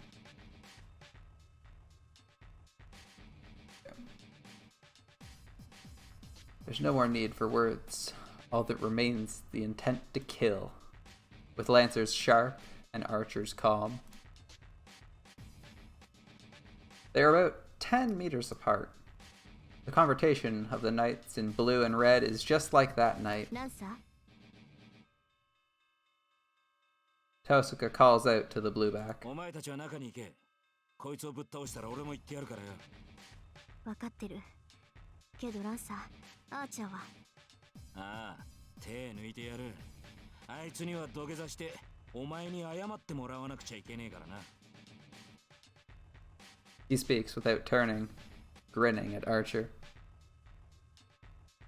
ありがとう。助力に来てくれたのがあなたでよかった。I like how he's like, yeah, I won't kill him. Sounds good. He knows not to kill him.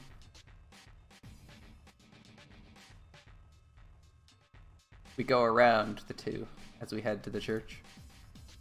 The guard, Archer, lets us through unchallenged. No, he has to let us through. Archer is already confronting Lancer. Lancer will pierce him if he lets us distract him. He can either attack us and leave himself open to Lancer, or he can fight Lancer and let us go. If he really is guarding this place, the choice should be obvious. We run around the courtyard and open the door to the church without hesitation. Behind us, まったく面倒なことになっちまったな。何がだランサー。いや何、あんな顔で礼を言われた日には手抜きもできねえ。そういうの困るだろ。おいそれと主を裏切れない身としちゃ少しばかり眩しいってもんだ。随分と甘いのだな、ランサー。君は隣の芝生は青いという言葉を知っているか？ Yes, yes, we do know that. 何言ってやがる。なもん、俺が知ってるわけねえだろうが。 There's no way I'd know that. Instantly attacks. 悠長にやってる時間はないわ。ランサーがアーチャーと決着をつける前にキャスターを倒すわよ。分かってる。ここから無駄口はなしだ。それと、本当にキャスターを任せていいんだな、トサカ。ええ。とことんまで追い詰められるだろうけど、それでも手は出さないで。シローはクズキ先生をできるだけ引き離してくれればいい。Just kite Kizuki Sensei as far away from Castor as possible. Got it, man. Alright, we go past the main area and head to the door leading to the courtyard. I won't hesitate if Tosaka says so, but I don't know if it's possible for me to back Tosaka up, even if she's cornered. My opponent is Kazuki. I won't be able to dodge his attacks if I'm paying attention to Tosaka. Oh, I guess you'll have to use one of those skills like Mind's Eye or Instinct. The ones Saber's teaching you. Castor's presence is getting closer. The church is filled with her magical energy as she must not be hiding her powers anymore. I bet she already knows about our raid. トレース、オン。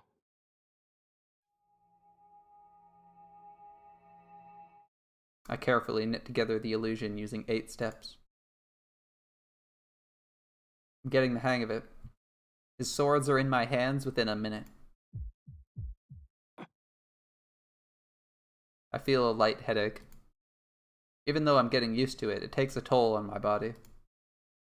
Projection is damaging my body deeper than I realize. Josie doesn't look happy about that. Seems to notice something slightly off. Was it my imagination? I think Tosaka hung her head for a second.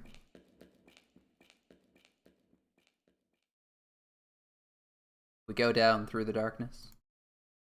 We run down the stairs and come out into an open area. And after that, we jump down into the temple like I did before.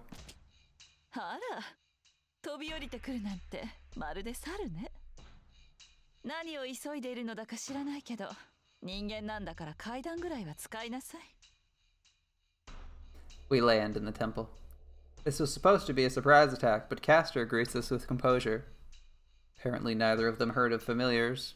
Even Waver knew about those from Zero, right? He's like, oh yeah, spy familiars, keep an eye out on things so you don't have to use your own 2 eyes to see everything that's going on. Kazuki Suichiro is standing next to Castor. I don't feel any enmity or bloodlust from him. That's his battle posture. His clear, murderous intent is hiding the scariness of that man.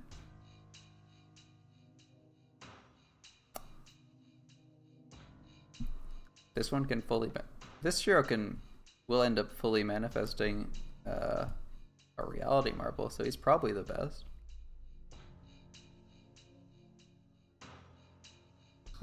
Maybe not strongest, but he's he'll reach a level of self-actualization that the others fail to achieve. I feel like Fate Root's probably the weakest by far. And from there, you just have to decide which one's better. I think this one's the best. But I think this one is the strongest. I think he's the strongest. We'll see after I've read all of Heaven's Feel, as I haven't done part 3 yet. I don't know if that Shiro pulls something out that's even better. The scariness of that man. His murderous intent is hiding the scariness of that man. In that regard, he's more like an assassin than Servant Assassin. That's true, Servant Assassin. Almost like he should have been a saber. Maybe that's his fitting class. Saber is on top of the altar. She's just like she was 2 days ago. Oh man, I forgot they recontextualized that scene so much. Oh my god. Saber hangs there, her head bowed. I'm relieved we made it, but on the other hand, I'm worried about why she's so quiet. I think Saber was in pain before. She was shivering and gasping, resisting Caster's magic with all her might. But she's dead silent now. I have a bad feeling. It's great that Assassin's not here, but if this bad feeling comes true, we won't get out of here alive. 来たわよキャスター。いろいろ考えたんだけど、やっぱりあなたには消えてもらうことにしたわ。目障りだし邪魔だし煩わしいし、何よりその格好が気に食わないのよね。今時紫のローブなんてどこの田舎者よって感じでさ。I'm waiting till I read or see the third arc of Fate Stay Night before I make a real judgment call, as he might be able to pull something out, but if he doesn't have all of Blade Works, is he really as good? Is he really as powerful? We'll see. We'll see. It'll be a long time, but we'll get there.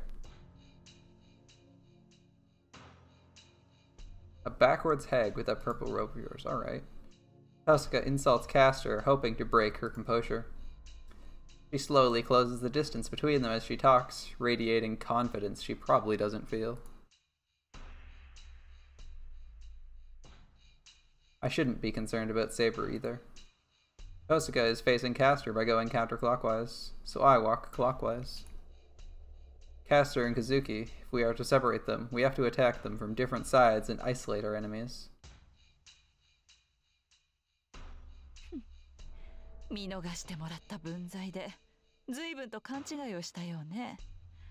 今時の魔術師は皆こうイノシシ頭なのかしら。これではアーチャーが見限るのも当然ね。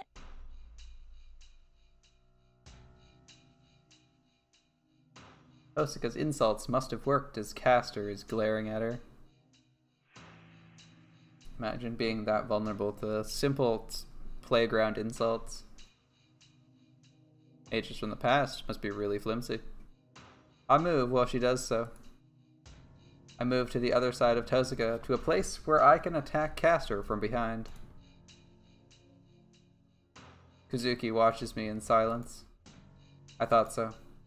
There's no way this man would not notice our trick. Kazuki knows what's going on, that we are trying to isolate our enemies and that Tasuka has some plan. Even with that in mind, he's letting Caster do as she wishes. I really like the context they keep giving to the point where Kazuki seems like he knows basically everything that's going on and still is like, yeah, Caster can do her own thing. It feels a lot more natural when it's written this way. As to why it seems like the Caster and Kazuki team consistently seem to throw victory out the window. Like, Soichiro doesn't care to actually ensure they get victory. He's just letting Caster do her own thing, and they're really, really, really obvious about it. Like, they've hammered it in 3 times now, at least. Not that Kazuki is controlled by Caster. Kazuki is controlled by Caster. He's acting of his own free will, but still, his passivity is like that of a puppet. He's so damn passive. Exactly. Servants skilled in magic as the backup, and a master skilled in hand-to-hand combat. Their roles are reversed, and I think their natures are reversed as well. Caster seeks the Holy Grail frantically. I wanted to read fanatically there, but it's frantically. Okay, well, the master protects her without question. My mind kind of jumped to fanatic. Seems to be obsessed with it for some reason. That makes me think, what if Caster was the master and Kazuki was the servant who protected her? Maybe they wouldn't have fallen so low if that were the case.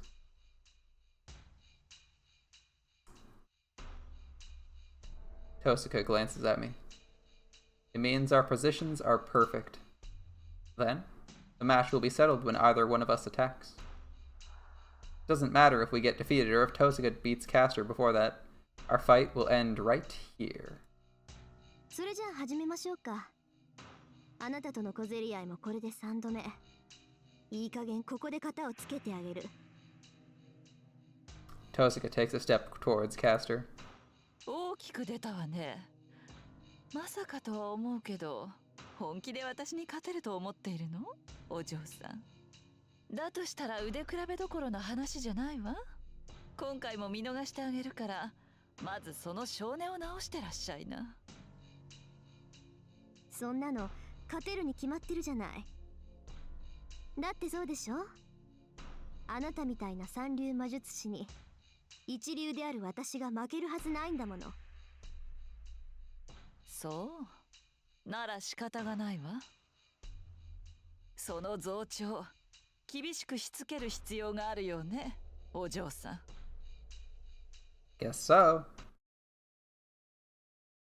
They get ready at the same time.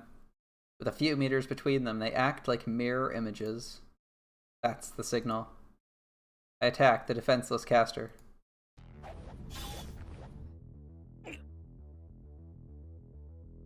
And of course, I'm stopped by Kuzuki. The ghost-like assassin is in front of me. I can't spare any attention for Caster and Tosuka's fight. He knows what I intend to do. He will not let me buy time, letting out the snake that even cornered saber Kuzuki Suichiro comes to take my life. I can hold him off for a minute at most. It should be the same for Tosuka. But originally, with our opponents reversed, we had no chance of victory. Close range fighting or magic, we have no way to beat our opponents who surpass us in skill. But looking at it the other way, we can at least put up a fight. Tosuka would be killed in an instant if she fought Kuzuki. I would be killed in an instant if I fought Caster. In contrast, we might not be able to win, but we won't be killed in an instant with this matchup. So in other words, this battle is not about how to beat one's opponent. Instead, this is a contest to see how long we can hold off an opponent of superior skill. Always a challenge, right? How long can you stave off defeat? Alright, the big fight. The two weapons clash. Twin swords and lance. The attacks are executed to take their wielders' necks. There's no hesitation in those attacks. Each strike is meant to kill. Even Lancer makes no exceptions. No exceptions. Even though he told Tosuka Rin, his ally, he would go easy, that becomes secondary once the battle starts. It merely means that if his lance happens to miss Archer's heart, and if it doesn't kill him instantly, he will refrain from finishing Archer off on the spot. Even in that case, his enemy will die in due time, but Lancer just needs to drag him to Tosuka Rin before that happens. Lancer does not care what happens after that.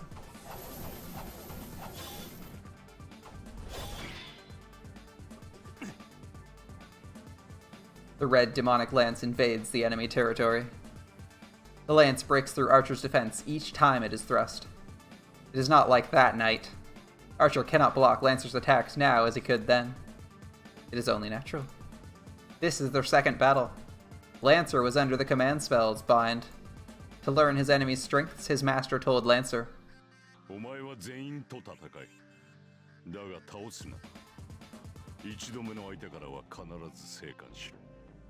That's right.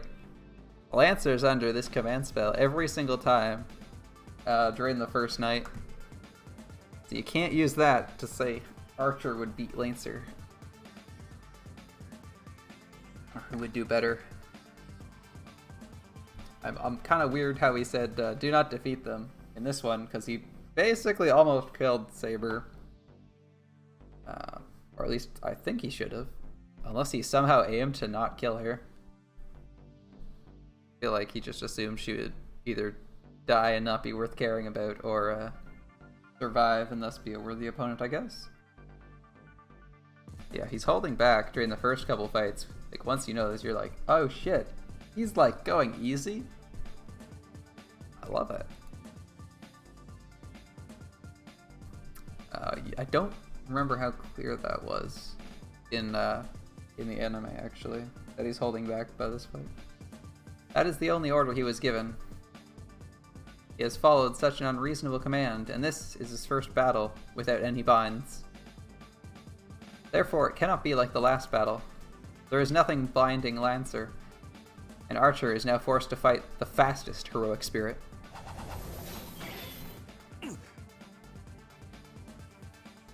strained voice escapes Archer's mouth. Even his hawk-like eyes cannot follow Lancer's spear. The lance's movement is a point to start with, and it is a flash of light now. He cannot discern the lance coming at him. Even Lancer's movements are becoming invisible now.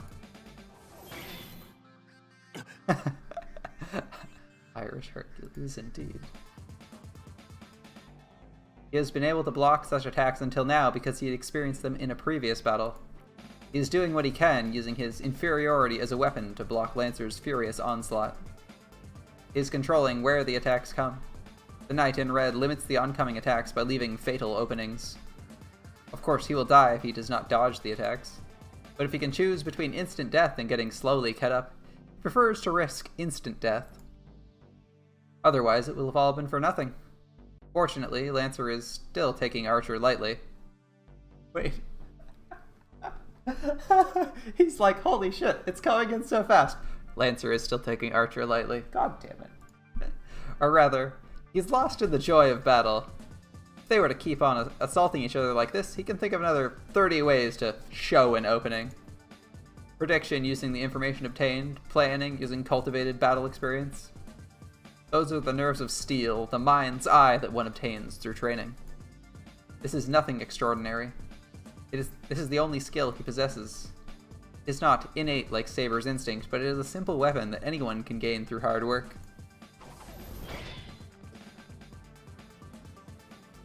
Lancer backs off and stops for a bit. He looks the Red Archer over, as though dissatisfied. It is obvious who is going to win. Archer has no chance of victory in hand-to-hand combat. That has been obvious from the start. If Archer is an archer like his name states, this cannot be a match unless he's shooting from a long range. But still, he blocked the attacks. He is inferior and should not last a few more blows, but he blocked Lancer's full force attacks. Is Archer strong, or is Lancer going easy on him? He laughs. Archer is a mysterious servant. He can admit that Archer is strong in that regard, but it is unthinkable for Lancer to be going easy. The first attack was aimed at the neck to chop his head off. The second attack was aimed at the heart to destroy his body. He cannot be going easy. He shouldn't be, but it is certainly true that he wasn't trying to kill Archer. How does one know this sort of fight is serious? A battle between servants is a battle between noble phantasms. The fact that he is fighting Archer without using his is proof that he is going easy on him. The reason behind it must be the thanks he heard earlier. まったく本気か俺は。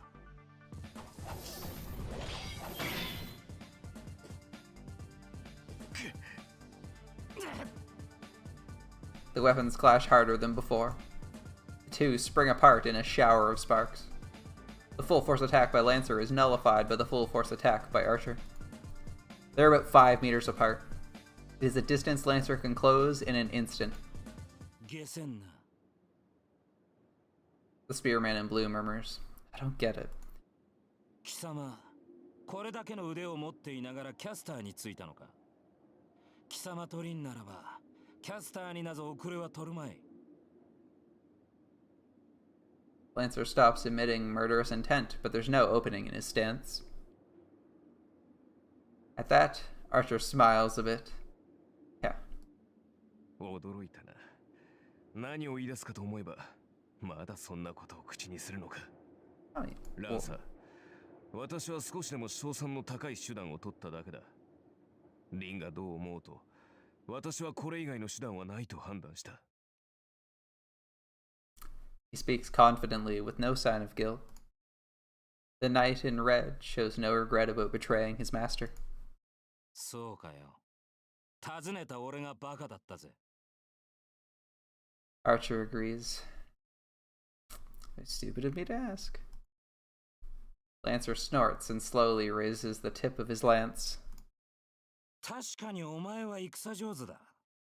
そのお前が取った手段ならば、せいぜいうまく立ち回るだろう。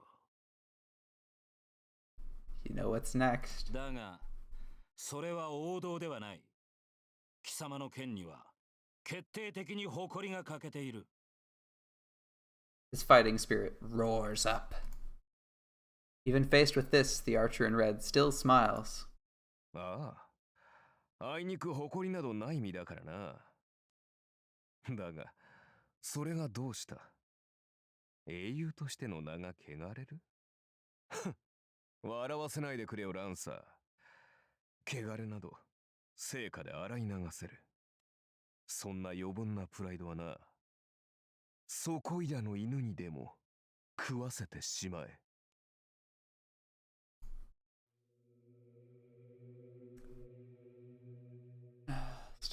Star rating in Grand Order is not a measure of servant's power level. It is a measure of mechanical proficiency in a game. Star level does not have an impact on anything, it's just how easy they are to obtain.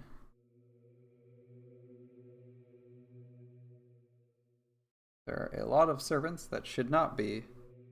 If star rating was actually the power in Grand Order, there are a lot of servants that should be changed around. For one,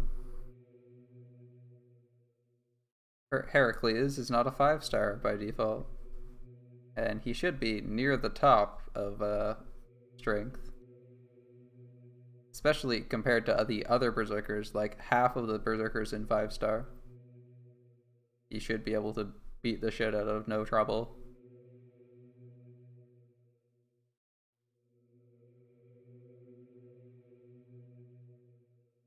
It's just there to give you something to hang on to, right? Like, they release 2 and Medei and Zeus at 3 stars.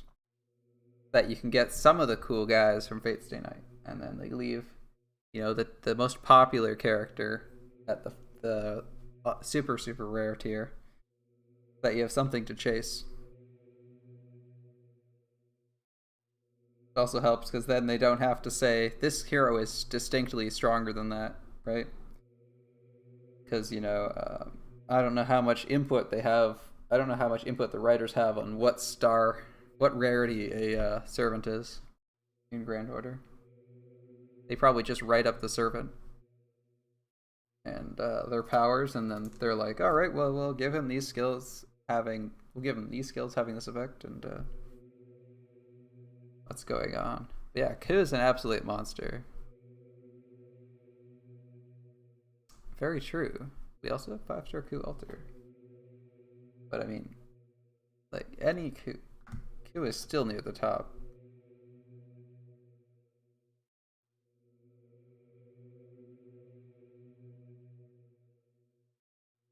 A very good Lancer. Even if he's not, like, as crazy as Karna. It's still a very, very high-end Lancer.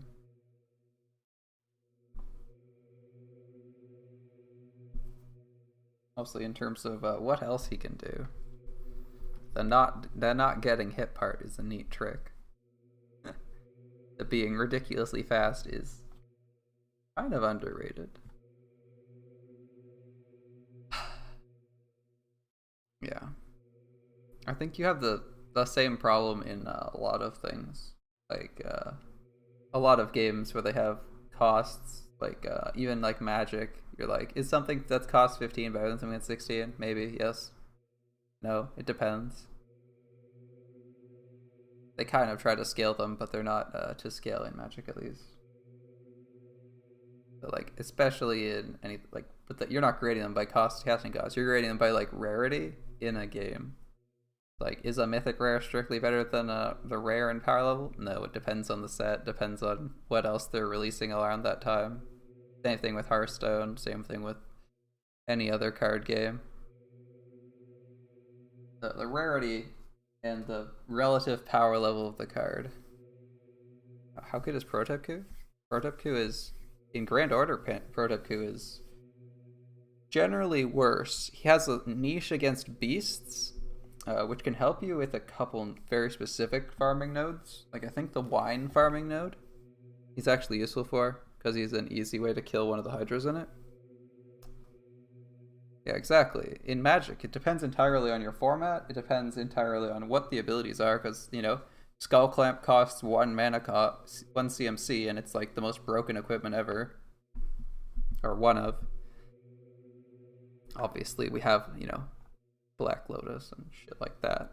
But you would assume something that's like 5 mana's worth more, or something that's actually ultra rare and not something that was printed at uncommon. So like an uncommon is like a 2-star or a 3-star, and like you don't make assumptions about how good cards are based on their rarity. You need to evaluate them based on how good they are in the format you're playing them in, and how useful the things they have are. So like Ukulelen's a 3-star in Grand Order doesn't mean anything if you don't know how things are. Yeah. Like, if you couldn't bring out a 4-color card, because 4-color decks are really hard to manage, 4-color Omnath isn't even good. And the fact that he's probably a mythic doesn't mean he's good, because there's tons of junk mythics that are just like complete garbage in every format. Like, what's everyone's favorite rare from Kamigawa? One with Nothing? Nobody's broken that card ever. It's terrible. It's one of the worst cards in the game. One with Nothing, if you don't know, is just is like black, discard your whole hand, I believe.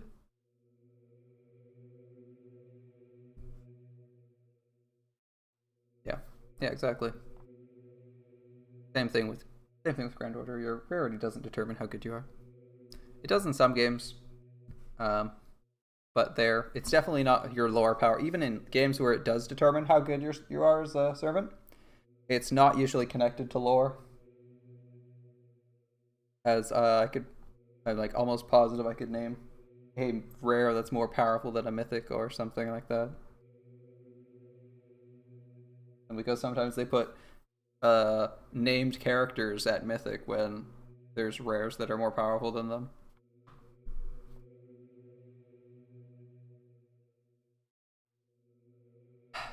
Alright, back to the story. In an instant, the slightly relaxed atmosphere changes. The air freezes. The magical energy to disturb the order of the world, the demonic lance that inverts cause and effect, is raised. His murderous intent is incomparable to his previous ones, though the tension must make it difficult even to breathe. 犬と言ったな、アーチャー。 The blue-armored spearman growls in a voice that could drive the crows from a battlefield. 事実だ、空風林。英雄の誇りなど持っているのなら、今のうちに捨てておけ。よく言った。ならば、お前が先に行け。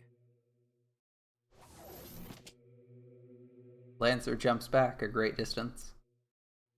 It is no longer a matter of thrusting his lance. There are over 100 meters between them now. Lancer leapt back to the entrance of the clearing and crouches on all fours like a beast. Archer's senses freeze. Is it fear or awe? Either way, Archer understands right away the meaning of Lancer's retreat. He knows that his enemy's next attack is literally a fatal attack. ゲイボルクの能力は効いているな、アーチャー。 Lancer, with his limbs on the ground, raises his wrist. It's just like a sprinter waiting for the signal gun. Archer has no reply to spare. The knight in red throws away his swords and immerses himself in his own mind. But will he make it? Lancer's posture. His demonic lance is just like the legend a noble phantasm to block it cannot be anything superficial. 行くぞ。この一撃。手向けとして受け取るがいい。 The Blue Panther runs. Even his afterimage is a blur. Lancer speeds to Archer like a whirlwind. There are 100 meters between them. Lancer is not going to thrust his lance using that whole distance to gain speed. The blue figure crouches. After running 50 meters in an instant, the spearman suddenly leaps up from the ground. His body flies through the air. He holds the demonic lance said to always pierce the heart once it is thrust over his head. Oh, that's probably true. Probably true. Face distorts. According to legend, that lance scatters numerous spearheads once it is released. In other words, The Lance of Causality joins with the words to form a tapestry of action. Spearman in blue archers his back as if drawing a bow.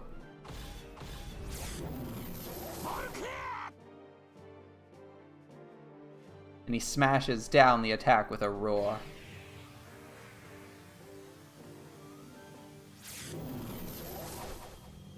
This noble phantasm is a throwing attack by nature. A lance that never misses the heart. A cursed noble phantasm that cannot be avoided and will attack the enemy even if it misses.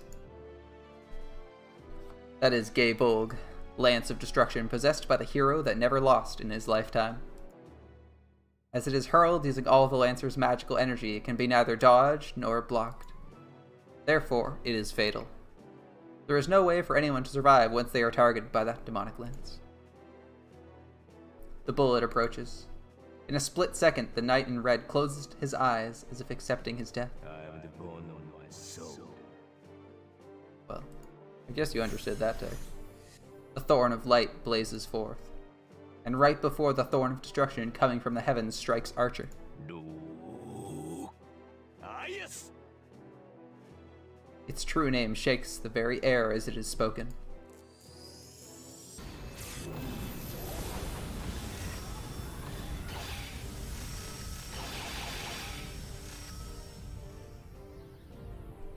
The lance crashes into the shield. I'm just going to take a minute and admire this picture. Yeah, they did a pretty good job. That looks pretty fucking cool. I'm with it. I'm down with that. It looks great. The lance of death that penetrates every wall and outmaneuvers any evasion. That lance has been stopped. Radiating a storm of heat, the lance of sure kill is stopped by Archer's noble phantasm. The 7 flower petals appear from empty space and shield Archer from the demonic bullet. Who would know? This shield is Aias, the only shield said to have repelled the javelin of the great hero in the Trojan War. There are 7 barriers shaped like flower petals, and each layer is as strong as a castle wall. It is a boundary-field noble phantasm that is said to be invincible against projectile weapons. A thrown lance will be defeated by this shield without penetrating even one of the petals. At the very least, Archer does not know of a lance that can penetrate this shield. But the lance of sure kill drills through the shields like it's nothing. The 6th petal is destroyed. Only 1 remains. The demonic lance reaches the 7th layer that has never been broken. The unstoppable thorn of the demonic lance. In the face of that power,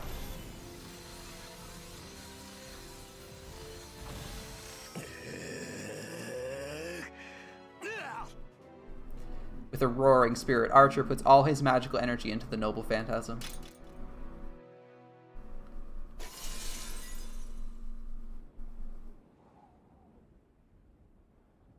After landing, a lancer glares at the servant in front of him. Archer has wounds all over his body. His raised arm is barely attached. His face is strained in pain, not only from the wounds on the arm, but also from the agony in his head. 驚いたな。アイアスを貫通しうる槍がこの世にあろうとは。君のそれはオリジナルのグングニルを上回っている。The knight in red praises the spearman in blue from the bottom of his heart. Stronger than the original gun gear, apparently. Pretty impressive. But Lancer does not hear him. His strongest attack. The attack that made him a hero has been blocked. He is so angry that his glare should be able to kill someone. The anger is almost erased by his wonder. This is too strange. It is true that Archer is a mysterious servant. His identity is unknown, he carries twin swords even though he's an archer, and now he shows a shield that can block even Lancer's strongest attack. It is absurd. There is no such hero on this planet. 貴様、何者だ? ただの騎兵だが、君の見立ては間違いではない。ざれ言を、騎兵が宝具を防ぐほどの盾を持つものか? Or a noble phantasm that was a shield for the most part, really. 場合によっては持つだろう。だが、それもこのざまだ。魔力の大部分を消費したというのに、腕をやられ、アイアスも完全に破壊された。まったく、私が用いる最強の守りだったのだがな、今のは。Lancer only glares at Archer. Then? それより、気づいたか、ランサー。キャスターめ、存外に苦戦していると見える。こちらに向けられていた監視が止まった。Like, it's like Caster's in trouble, and you're like, how is Caster in trouble? She's 1v1ing, like, a fucking 16-year-old girl, and she's, like, in trouble. Raises so many questions, because you aren't seeing what's happening below, right? Archer raises both his hands as if in surrender. そうかよ。そうじゃねえかとは思ったけどな。てめえ、元からそういう腹か。無論だ。言っただろう。勝率の高い手段だけを取ると。とことん気に食わねえ野郎だな、てめえ。Saying so, Lancer turns his back to Archer. His work is done. His role of keeping Archer busy is meaningless now. There's no more need for him to side with Tosuke Rin. So true. So true. Of course, Rin goes from 0 to 100 in an instant. The spearman in blue starts to walk away and lays down on the grass to wait and see. He doesn't do it. He's just like, alright, see you later. I'm gonna take a nap here. Alright, back to Rin, who is definitely not at 100% maximum, and no chill. She's definitely at 100% maximum. She's going 100% on Aster. Full try-hard mode. Kazuki's fists are live snakes. Even if I barely dodge them, they change their paths to come bite at me. I don't understand. You'd have no power. You can't, like... If you move your fist horizontally, you have so much less power than when you throw something at. Oh, what a weird technique. Anyway. He has grabs. He can only really do his weird grabs because he has magic backing him. But I guess that's why it's magic, right? So you can do techniques that maybe don't make a lot of sense in real life when you're fighting someone with swords. Alright. That's why Saber was seriously wounded. Saber was bitten by Kazuki's snakes because she had the reflexes to dodge them. But I don't have such reflexes. I can't dodge them, and first of all, I can't even see his fists. I can't dodge them when I can't even see his fists. My shoulder. Kazuki's fist grazed my left collarbone. It's just like a bush hammer. It feels as if my shoulders are being crushed, and I can almost drop my swords. Single blow to a collarbone. Damn. It's hard. I bear it and parry the fist going for my temple using the sword in my right hand.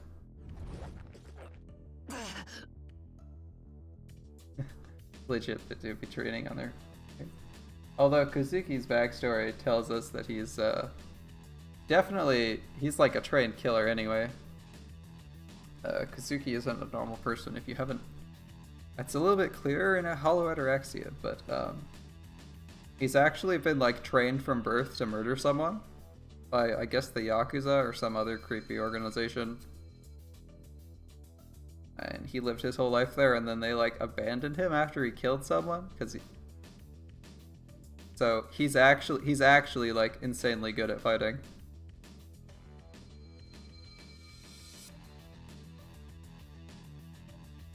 Yeah.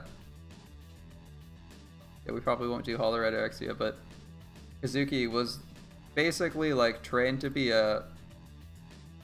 basically as close to a robotic assassin as humanly possible. And their mission from his like masters was to kill the target and then kill himself immediately. And he basically is like one of the rare people that, due to some delay, because they weren't able to send him out to kill him, he kind of shook off a little bit of the brainwashing and decided not to kill himself. And then he kind of just wandered until he found a job as a school teacher and was just waiting for something to happen. And that's why he's basically emotionless. And why he like doesn't have any morals, because he's literally never lived anywhere where morals have mattered, because his whole purpose was to murder someone in a specific situation, which he did.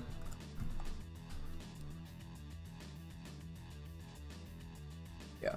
So Kazuki is actually just really, I mean, he's magically enhanced so that he can survive, but he's actually like a fairly competent martial artist. Because that was what his mission was. Yeah, it's pretty cool. A long backstory, but it is kind of cool. I don't think you really need that to understand this story. You can kind of just go magic, because I mean, the only way he keeps up is with magic. Because obviously, no matter how good you are, I mean, as good as you are with martial arts, you cannot block a blade. I mean, you can like catch a blade, but you can't block a sword with your hand without taking damage.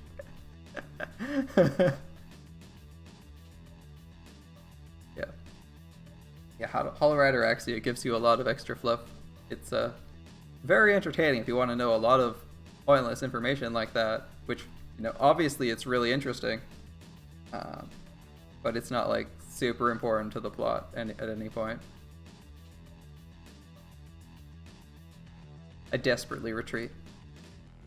I pitifully retreat while Kazuki closes in, not revealing any hints of how he advanced.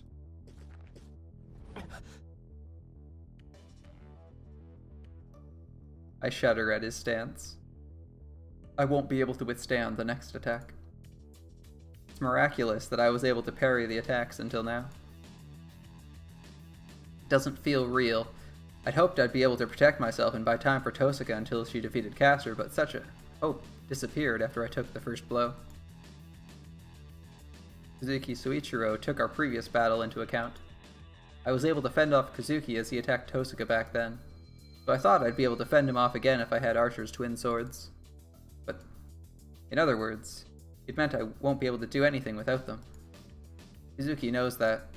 What he did first in this battle was try to take the swords away from me. The sword in my right hand is destroyed. The fist, strengthened with Caster's magic, shatters my sword with a few blows. I immediately reproduce the short sword. I can't hope for high results with a forced projection, a quickly prepared sword. As a result, the twin swords start to lose their precision.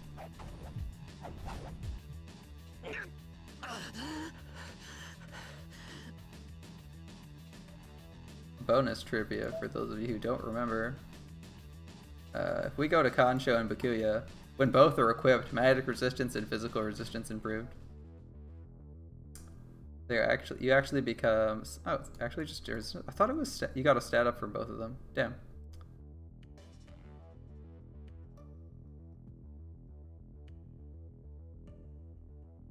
Oh, there we are. Oh, did we actually get a few new weapons? A Hoten Geki? I assume this is from Gilgamesh's Gate of Babylon, right?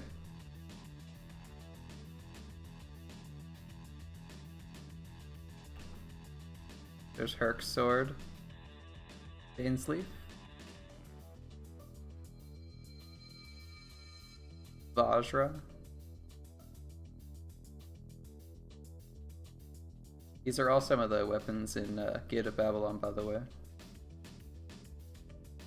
Ironic. Herpe. Yes. These all should be. I remember some of these because they're in the original. They're in the Fate route. I just want to point out that Herpe is here. Used to kill the youngest of three immortal sisters, Medusa. There's Durand. There's the original Durandal. I was gonna say, I thought Kansho Bakuya actually gave you +1 stat when you were wielding them both. It's just physical and magical resistance, though. Alright. Alright. I was mistaken.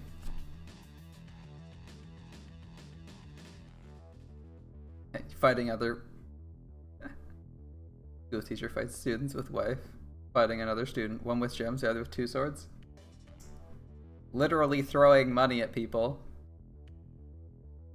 You thought it was expensive to throw 100,000 yen at people. Rin taking it to the next level, throwing an entire house mortgage at people in one volley. Like, here's 100,000 US dollars in explosives. Yeah, she goes into that in the Fate route, and it was like, I think I could buy a house for like, I think you could buy like a house for like a quarter of what she threw at Hercules in the Fate route. It's insane. Those aren't like $50 gems you get. She's throwing like $10,000 gems at people. Oh, more than that, because it was like, I think she threw $250,000 at I think she threw like $250,000 at least at her in like the first, in like one handful. So, and she spends about as many fighting Caster here in the anime, so that's like, fuck.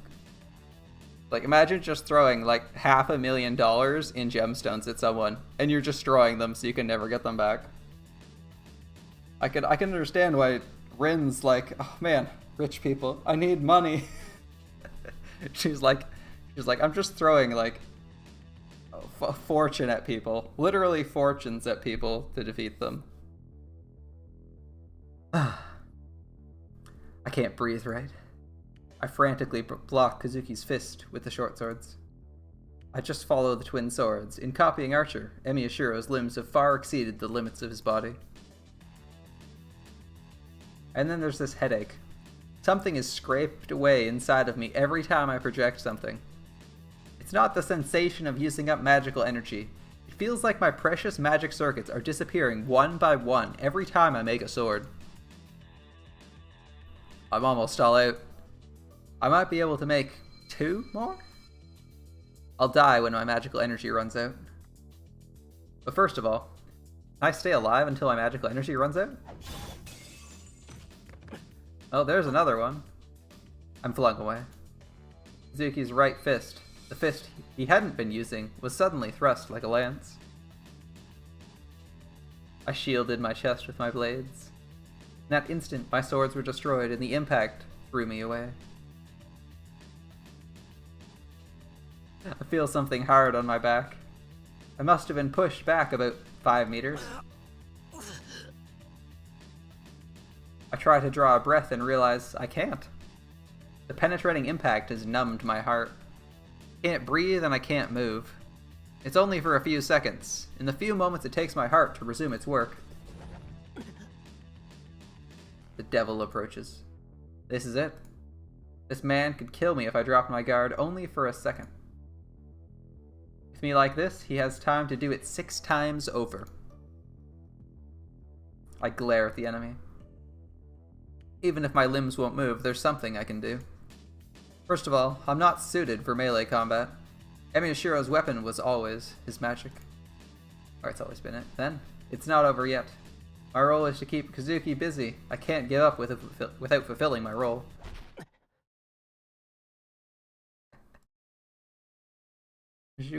Rin would not have enough gems to be an archer.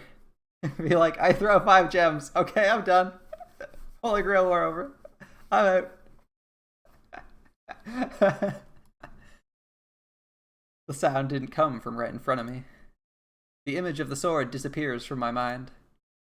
Kazuki, who was approaching to twist off my neck, stops. Something is happening behind Kazuki. It happened to Caster with the altar behind her.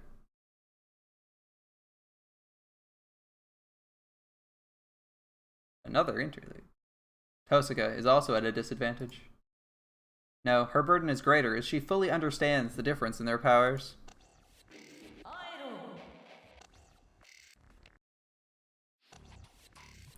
Alright. That's some cool text. Caster points her finger with a composed expression. The magic is Airo, a wind... Airo, plague wind. Caster does not need to cast her magic.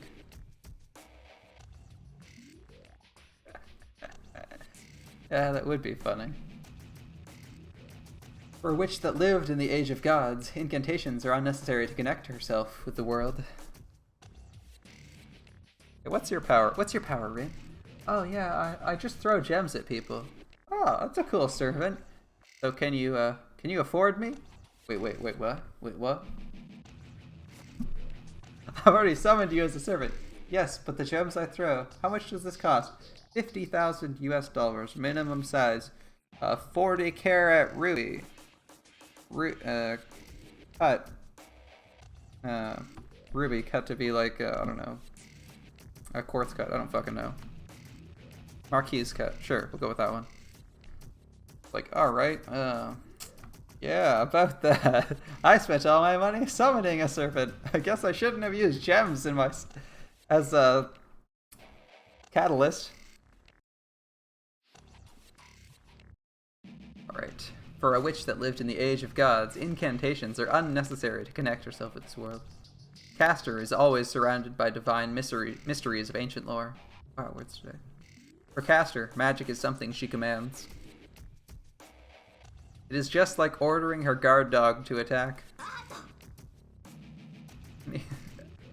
Meanwhile, Rin says the number 8 in German.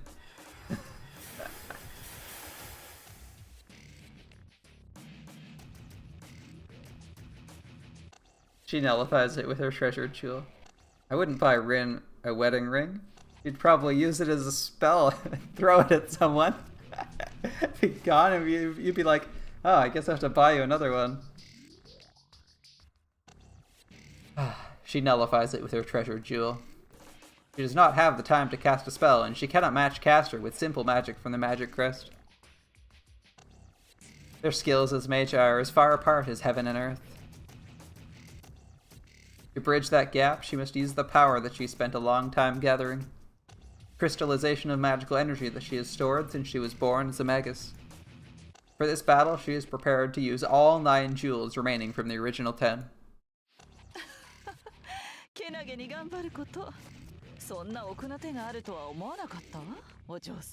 Yeah, I believe she has 500,000 in those 10. It's like 500,000 for those 10 gems. She says how much each of them costs in yen, and you can do like a conversion to whatever your currency is if you read the fate rate. That's what I did to come at to around that number. She said she was going to use so many gems, and like just one of them was worth so much. Or she might have been like pointing at the highest one, or the average one, who knows. Even though her magic is nullified by pure magical energy, Castor keeps her smile. Castor can continue using magic indefinitely, while the girl must oppose Castor using jewels as amplifiers. The difference between them is self-evident. No matter how many jewels she might have, it cannot be more than 10 or 20. There is no way Castor can be defeated with such a small arsenal.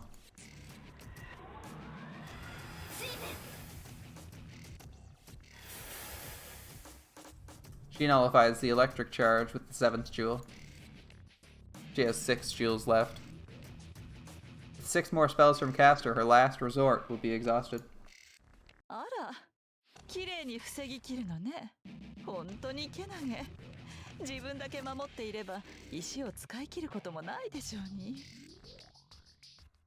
does not react to the giggling voice, and takes out another jewel to get ready for the next attack. As Castor says, the jewel will not break if she uses it to protect only herself.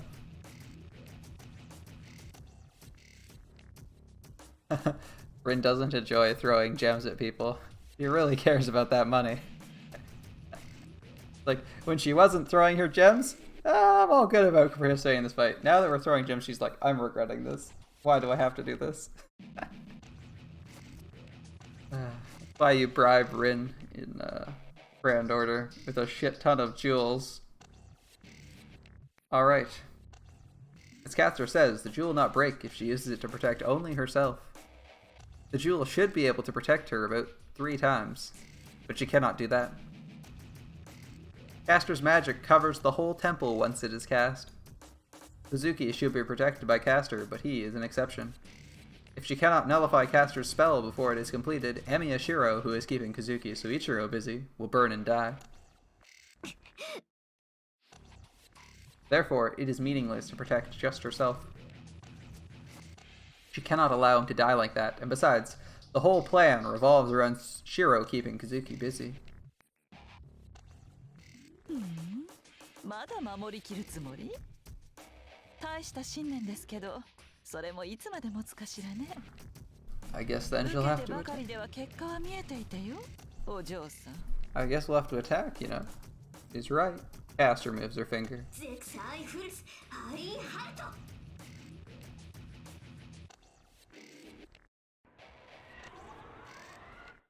Makes the first move this time. Her jewels will run out, and she will be killed if she keeps defending.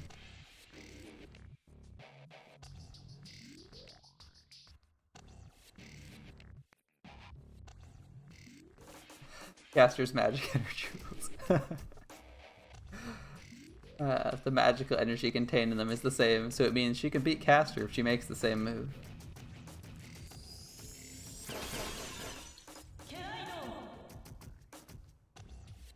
There is no way to exceed Caster's spellcasting. If Tosca Rin is the fastest because she can perform magic directly by releasing the jewels, Caster is also the fastest as she is capable of creating divine mysteries with one word. There is no first move in their battle. This is merely a clash of power against power. The first one to run out of magical energy will die. Then, フィフトライフィア 5, 3, 4. デアリーゼウントブレンドダスアイエンテ Alright, say that line. Yeah, sure. That also doesn't make a lot of sense, but alright. She just needs to force her way through. She unleashes a barrage of jewels to penetrate Caster's magical energy. Jewels 5, 3, and 4 are released in succession.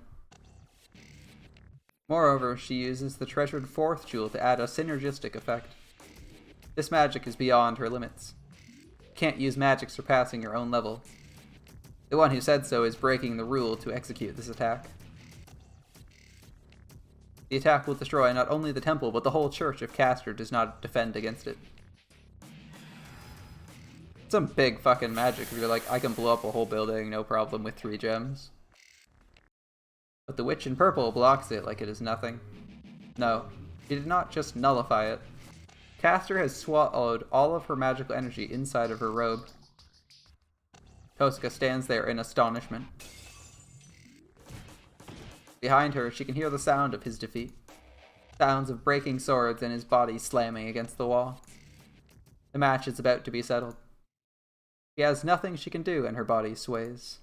She staggers forward as if overwhelmed by despair. あら、これで終わり？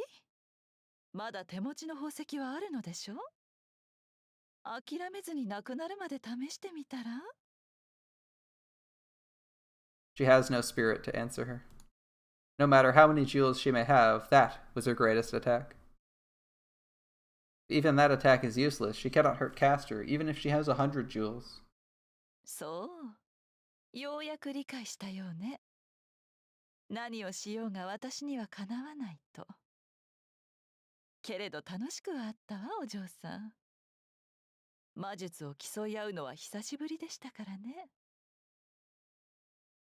ええ、それだけでもあなたに価値を与えましょう。The worst thing about gem magic. Knowing magic may make you rich. Gem magic will do quite the opposite.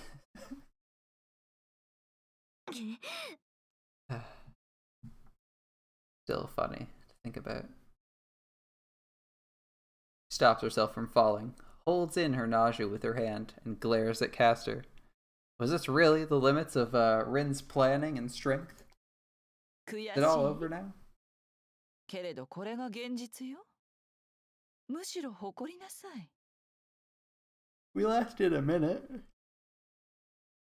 遊んであげたとはいえ、あなたはこの私に魔術戦をさせたのだから。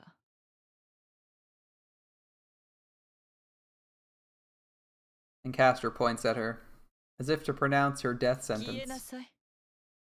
あの坊やが私のマスターに倒されるのは時間の問題。その前にこちらもそろそろ終わりにしましょう。 Caster slowly whispers her death. That opening. She has been waiting for this.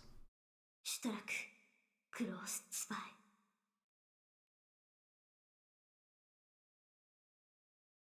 She only needs to say one phrase to release it. She hangs her head and smiles as she murmurs.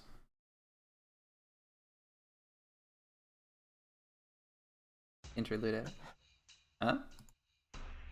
I doubt my own eyes for a second. Tosca and Caster. Their battle of magic has ended with Tosca's defeat. Tosca slowly staggered forward as if asking for Caster's forgiveness, and Caster released her magic to finish her off. At that instant, Tosca nullified the magic. That's fine. That's not surprising. The surprise came after that. Tosca charged in and attacked Caster. Tosca throws herself into Hellfire, nullifying the magic and using it as cover as she attacks Caster. Caster's surprise is that of a Magus. She could not have predicted that a Magus, defeated in magic, would attack with bare hands. I didn't expect it either, so it must be like heresy for Caster, who is an excellent Magus. And it's not just some desperate move. Tosca closes in and hits Caster in the chest with a move from Chinese martial arts.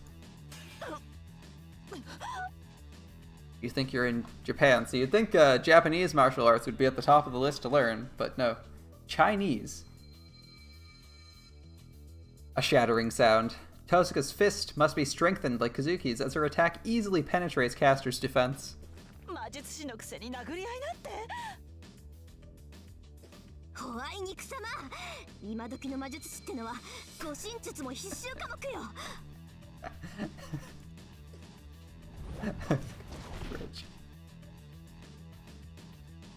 I'm fascinated by her combination. Tosca drops after the first attack. Putting her hands on the floor, she sinks below Caster's knees. The caster, who lacks any experience in hand-to-hand combat, it must look like Tosca disappeared. She executes a strong sweep. She lashes out her foot with all her might as if to cut off Caster's legs.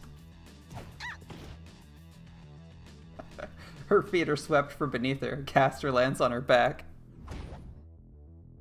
But it doesn't end. After the sweep, Tosca gets up with her back turned to Caster, uses the turning momentum to attack with her elbow, and stopping her turning, Tosca punches her with all her weight. These transitions. Caster's body is knocked away. Taking the punch directly, Caster is smashed into the wall like me.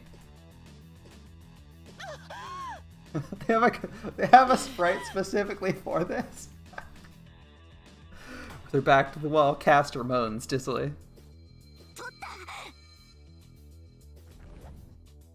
They are separated. Tosca kicks the ground to cover the few meters in between them. The match is settled. Caster cannot move and her wound seems fatal. The battle only lasted a moment. The match is decided within 5 seconds after I was smashed into the wall by Kazuki.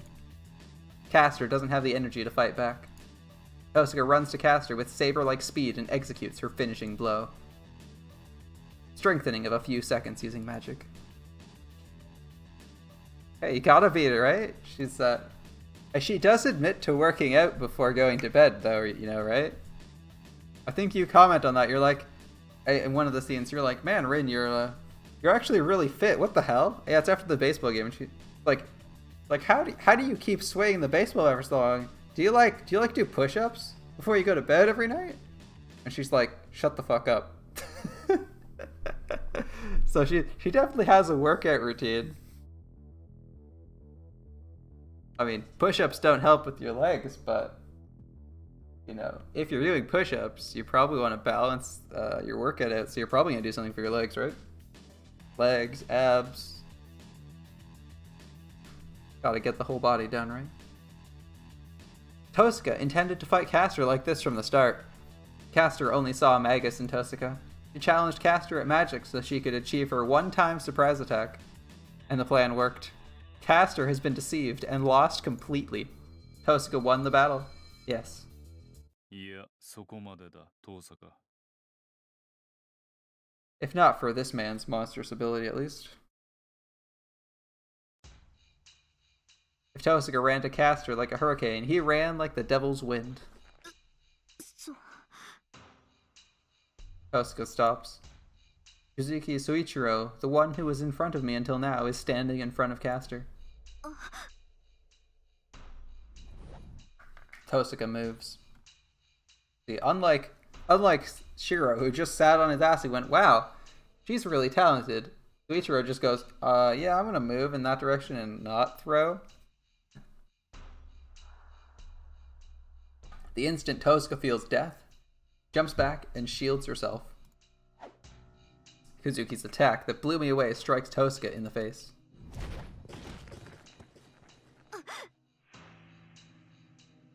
She guarded her face with both her arms and jumped back, but she is still sent flying. Tosuka smashes into the wall opposite me, her arms dangling as if broken. 勝機を逃したな。4度打ち込んで殺せなかったお前の未熟だ。 He's like, how did you not kill someone in 4 blows? Are you fucking serious? I love it. He speaks plainly. But that's not Tosuka's fault. The reason she lost her chance is because of me. If I had kept Kazuki busy, Tosuka could have beaten Castor. Or she could have just finished her off in 4 strikes, you know. This is my fault.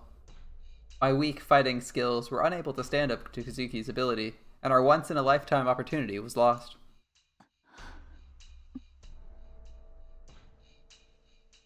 Castor regains consciousness. Protected by Kazuki, Castor looks around the temple. This is it. The surprise attack won't work on Castor anymore. Tosuka is tired and I can only project 2 more swords. If Castor uses her in this situation, we will never make it out of here alive. 感謝しますわ、マスター。あなたがいなければ、あのまま倒されていました。 I know, right? He just stood there and let Kazuki run away. Like, he didn't try to recover or stop him. I mean, I know Kazuki's crazy fast, but still. And an adult, so he has longer legs, but still. Like, why did you not try to stop him? Remember, okay, we did actually read that. The swords are like boomerangs. That's one we didn't forget. They'll return to their owner even if events cause them to be lost. They literally function like boomerangs. Like, you can throw them and they'll return to you like boomerangs, so... He could have at least thrown his swords. Come on, man.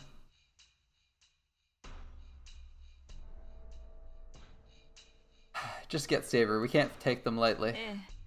Fair enough. 的確な判断ですわ、マスター。 Castor points to the woman on the altar. The visible binding of the curse. And when Castor tries to release it.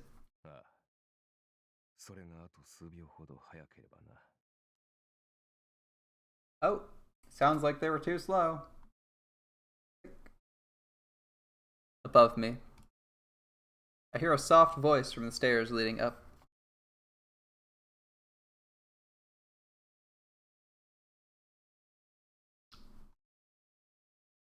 It is Castor that notices the strange event first. Kazuki doesn't notice. It is because Kazuki cannot detect magical energy. Castor moves. Above her master. Above Kazuki Soichiro's head. Are floating numerous swords. She must have figured out that her injuries will prevent her from blocking them with magic. Castor uses her body to protect her master. The murmuring voice from above says those words.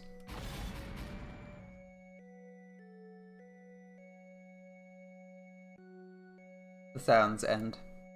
The swords appearing in midair come down at one target and pierce one body. The numerous blades rip and tear the meat and then disappear like an illusion. What's left are traces of blood.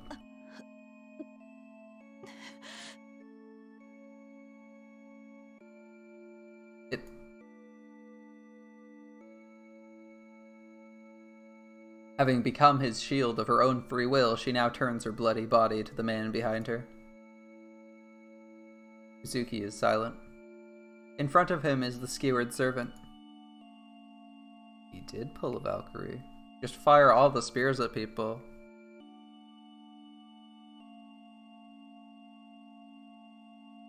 Maybe there's no need to hide it now.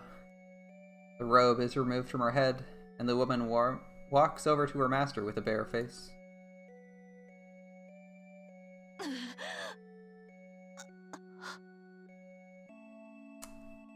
Body is collapsing. You did see. There is a Gabel in there. Last, we can't go back in this one. Only in Hollow Ataraxia can we go back. Rehear dialogue lines.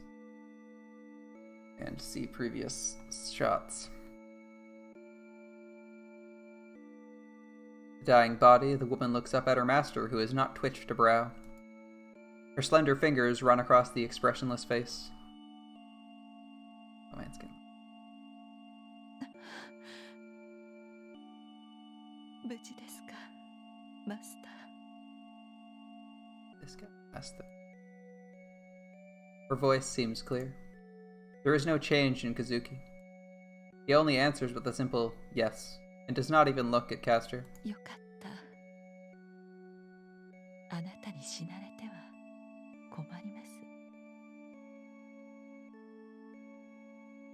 He looks as if it is fine. No, the woman smiles, knowing what kind of man he is.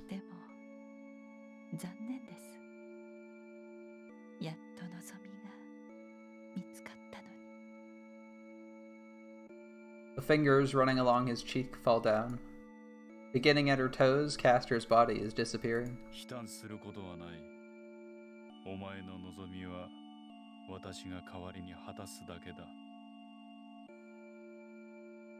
She smiles at the simple answer.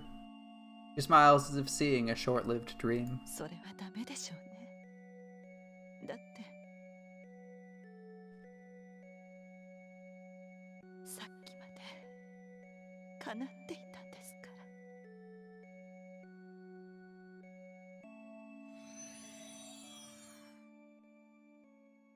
The witch collapses as if going to sleep.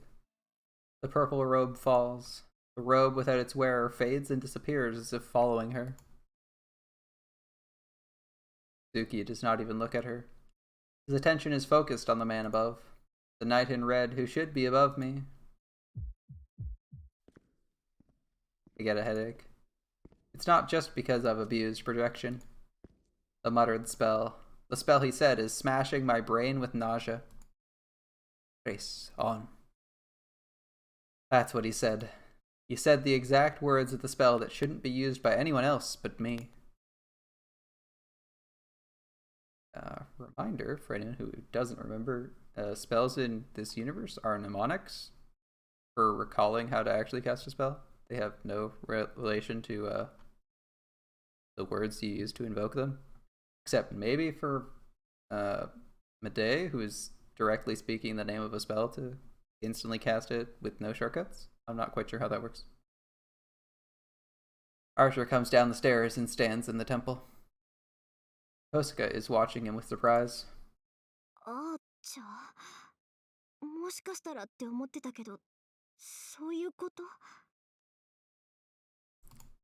Archer does not answer.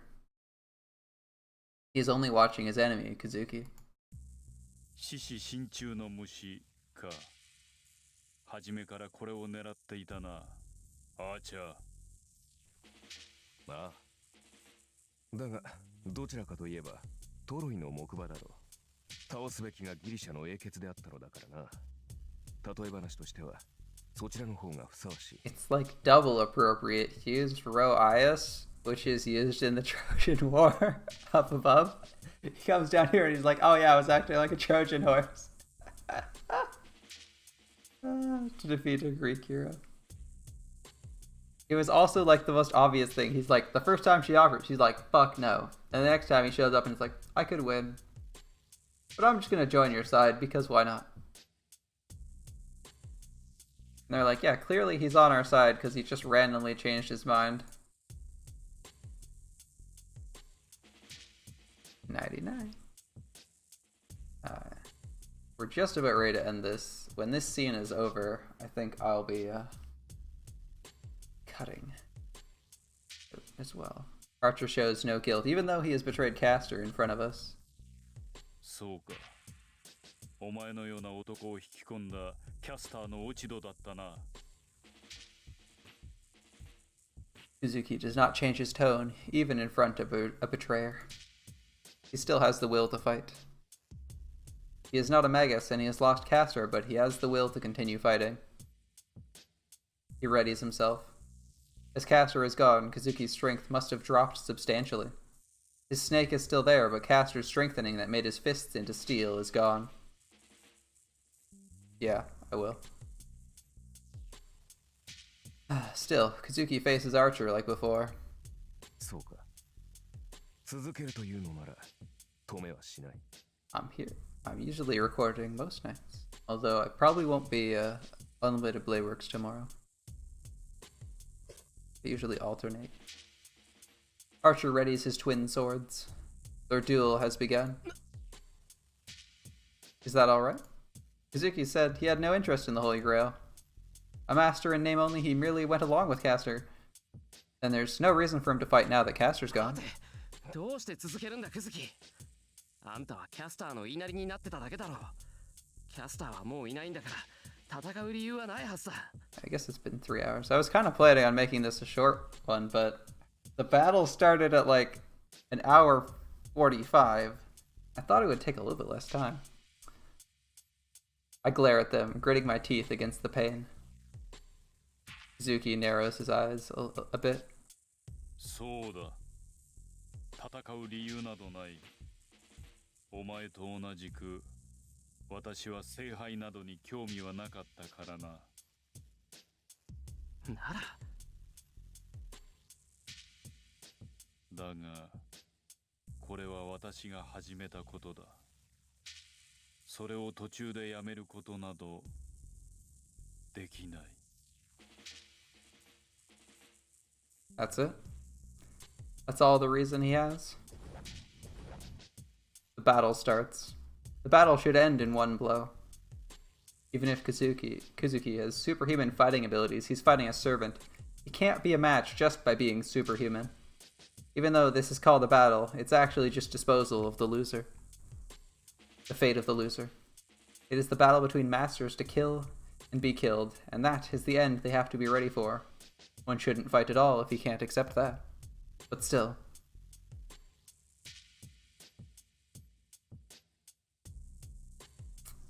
Shiro wants to save everyone, so I'm gonna go with try to stop them if you can. If I can save him, is it wrong to want to prevent his death if I can? I don't care if I'm called soft-hearted. I know it's just hypocrisy. To defeat another master means killing them. We fought, prepared to kill each other.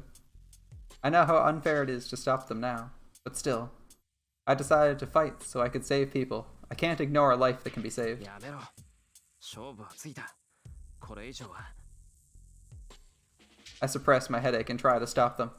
At that instant, Kazuki moves. Kazuki must have taken my voice as a signal as he rushes Archer in a flash and lashes out at his temple. Any ordinary man would have his skull crushed, but Archer does not dodge it. His head moves from the impact. The knight in red takes Kazuki's blow and pierces Kazuki Soichiro's chest at the same time. 0 damage. Rip. There's only silence. Nobody says anything, and I have nothing to say in any case. Kazuki Soichiro died. He was silent until the very end, and he died on the path he chose without showing regret or hope. I have a headache. Is it my magic circuit compressing my nerves? Or can I not forgive Archer for killing Kazuki? Or am I pissed at myself for not having the right to say anything to him? I can't tell, and my headache only gets worse. I turn around at the sound. With Castor's disappearance, the bonds must have broken. Saber was on the floor in front of the altar. Saber painfully breathes on the floor. It makes me forget about my headache.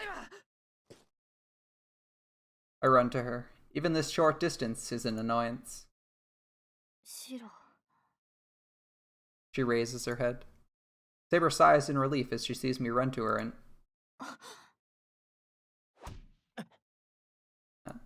She tackles me with her shoulders and pushes me away. She pushes me forcefully to the side. My body flies for a few meters and lands on the ground. I land on my back. I shake my confused head and look up. At that instant, I hear steel hitting steel. Saber is there, fully armored, and numerous swords lie on the floor right where I was standing before Saber tackled me. 外したか。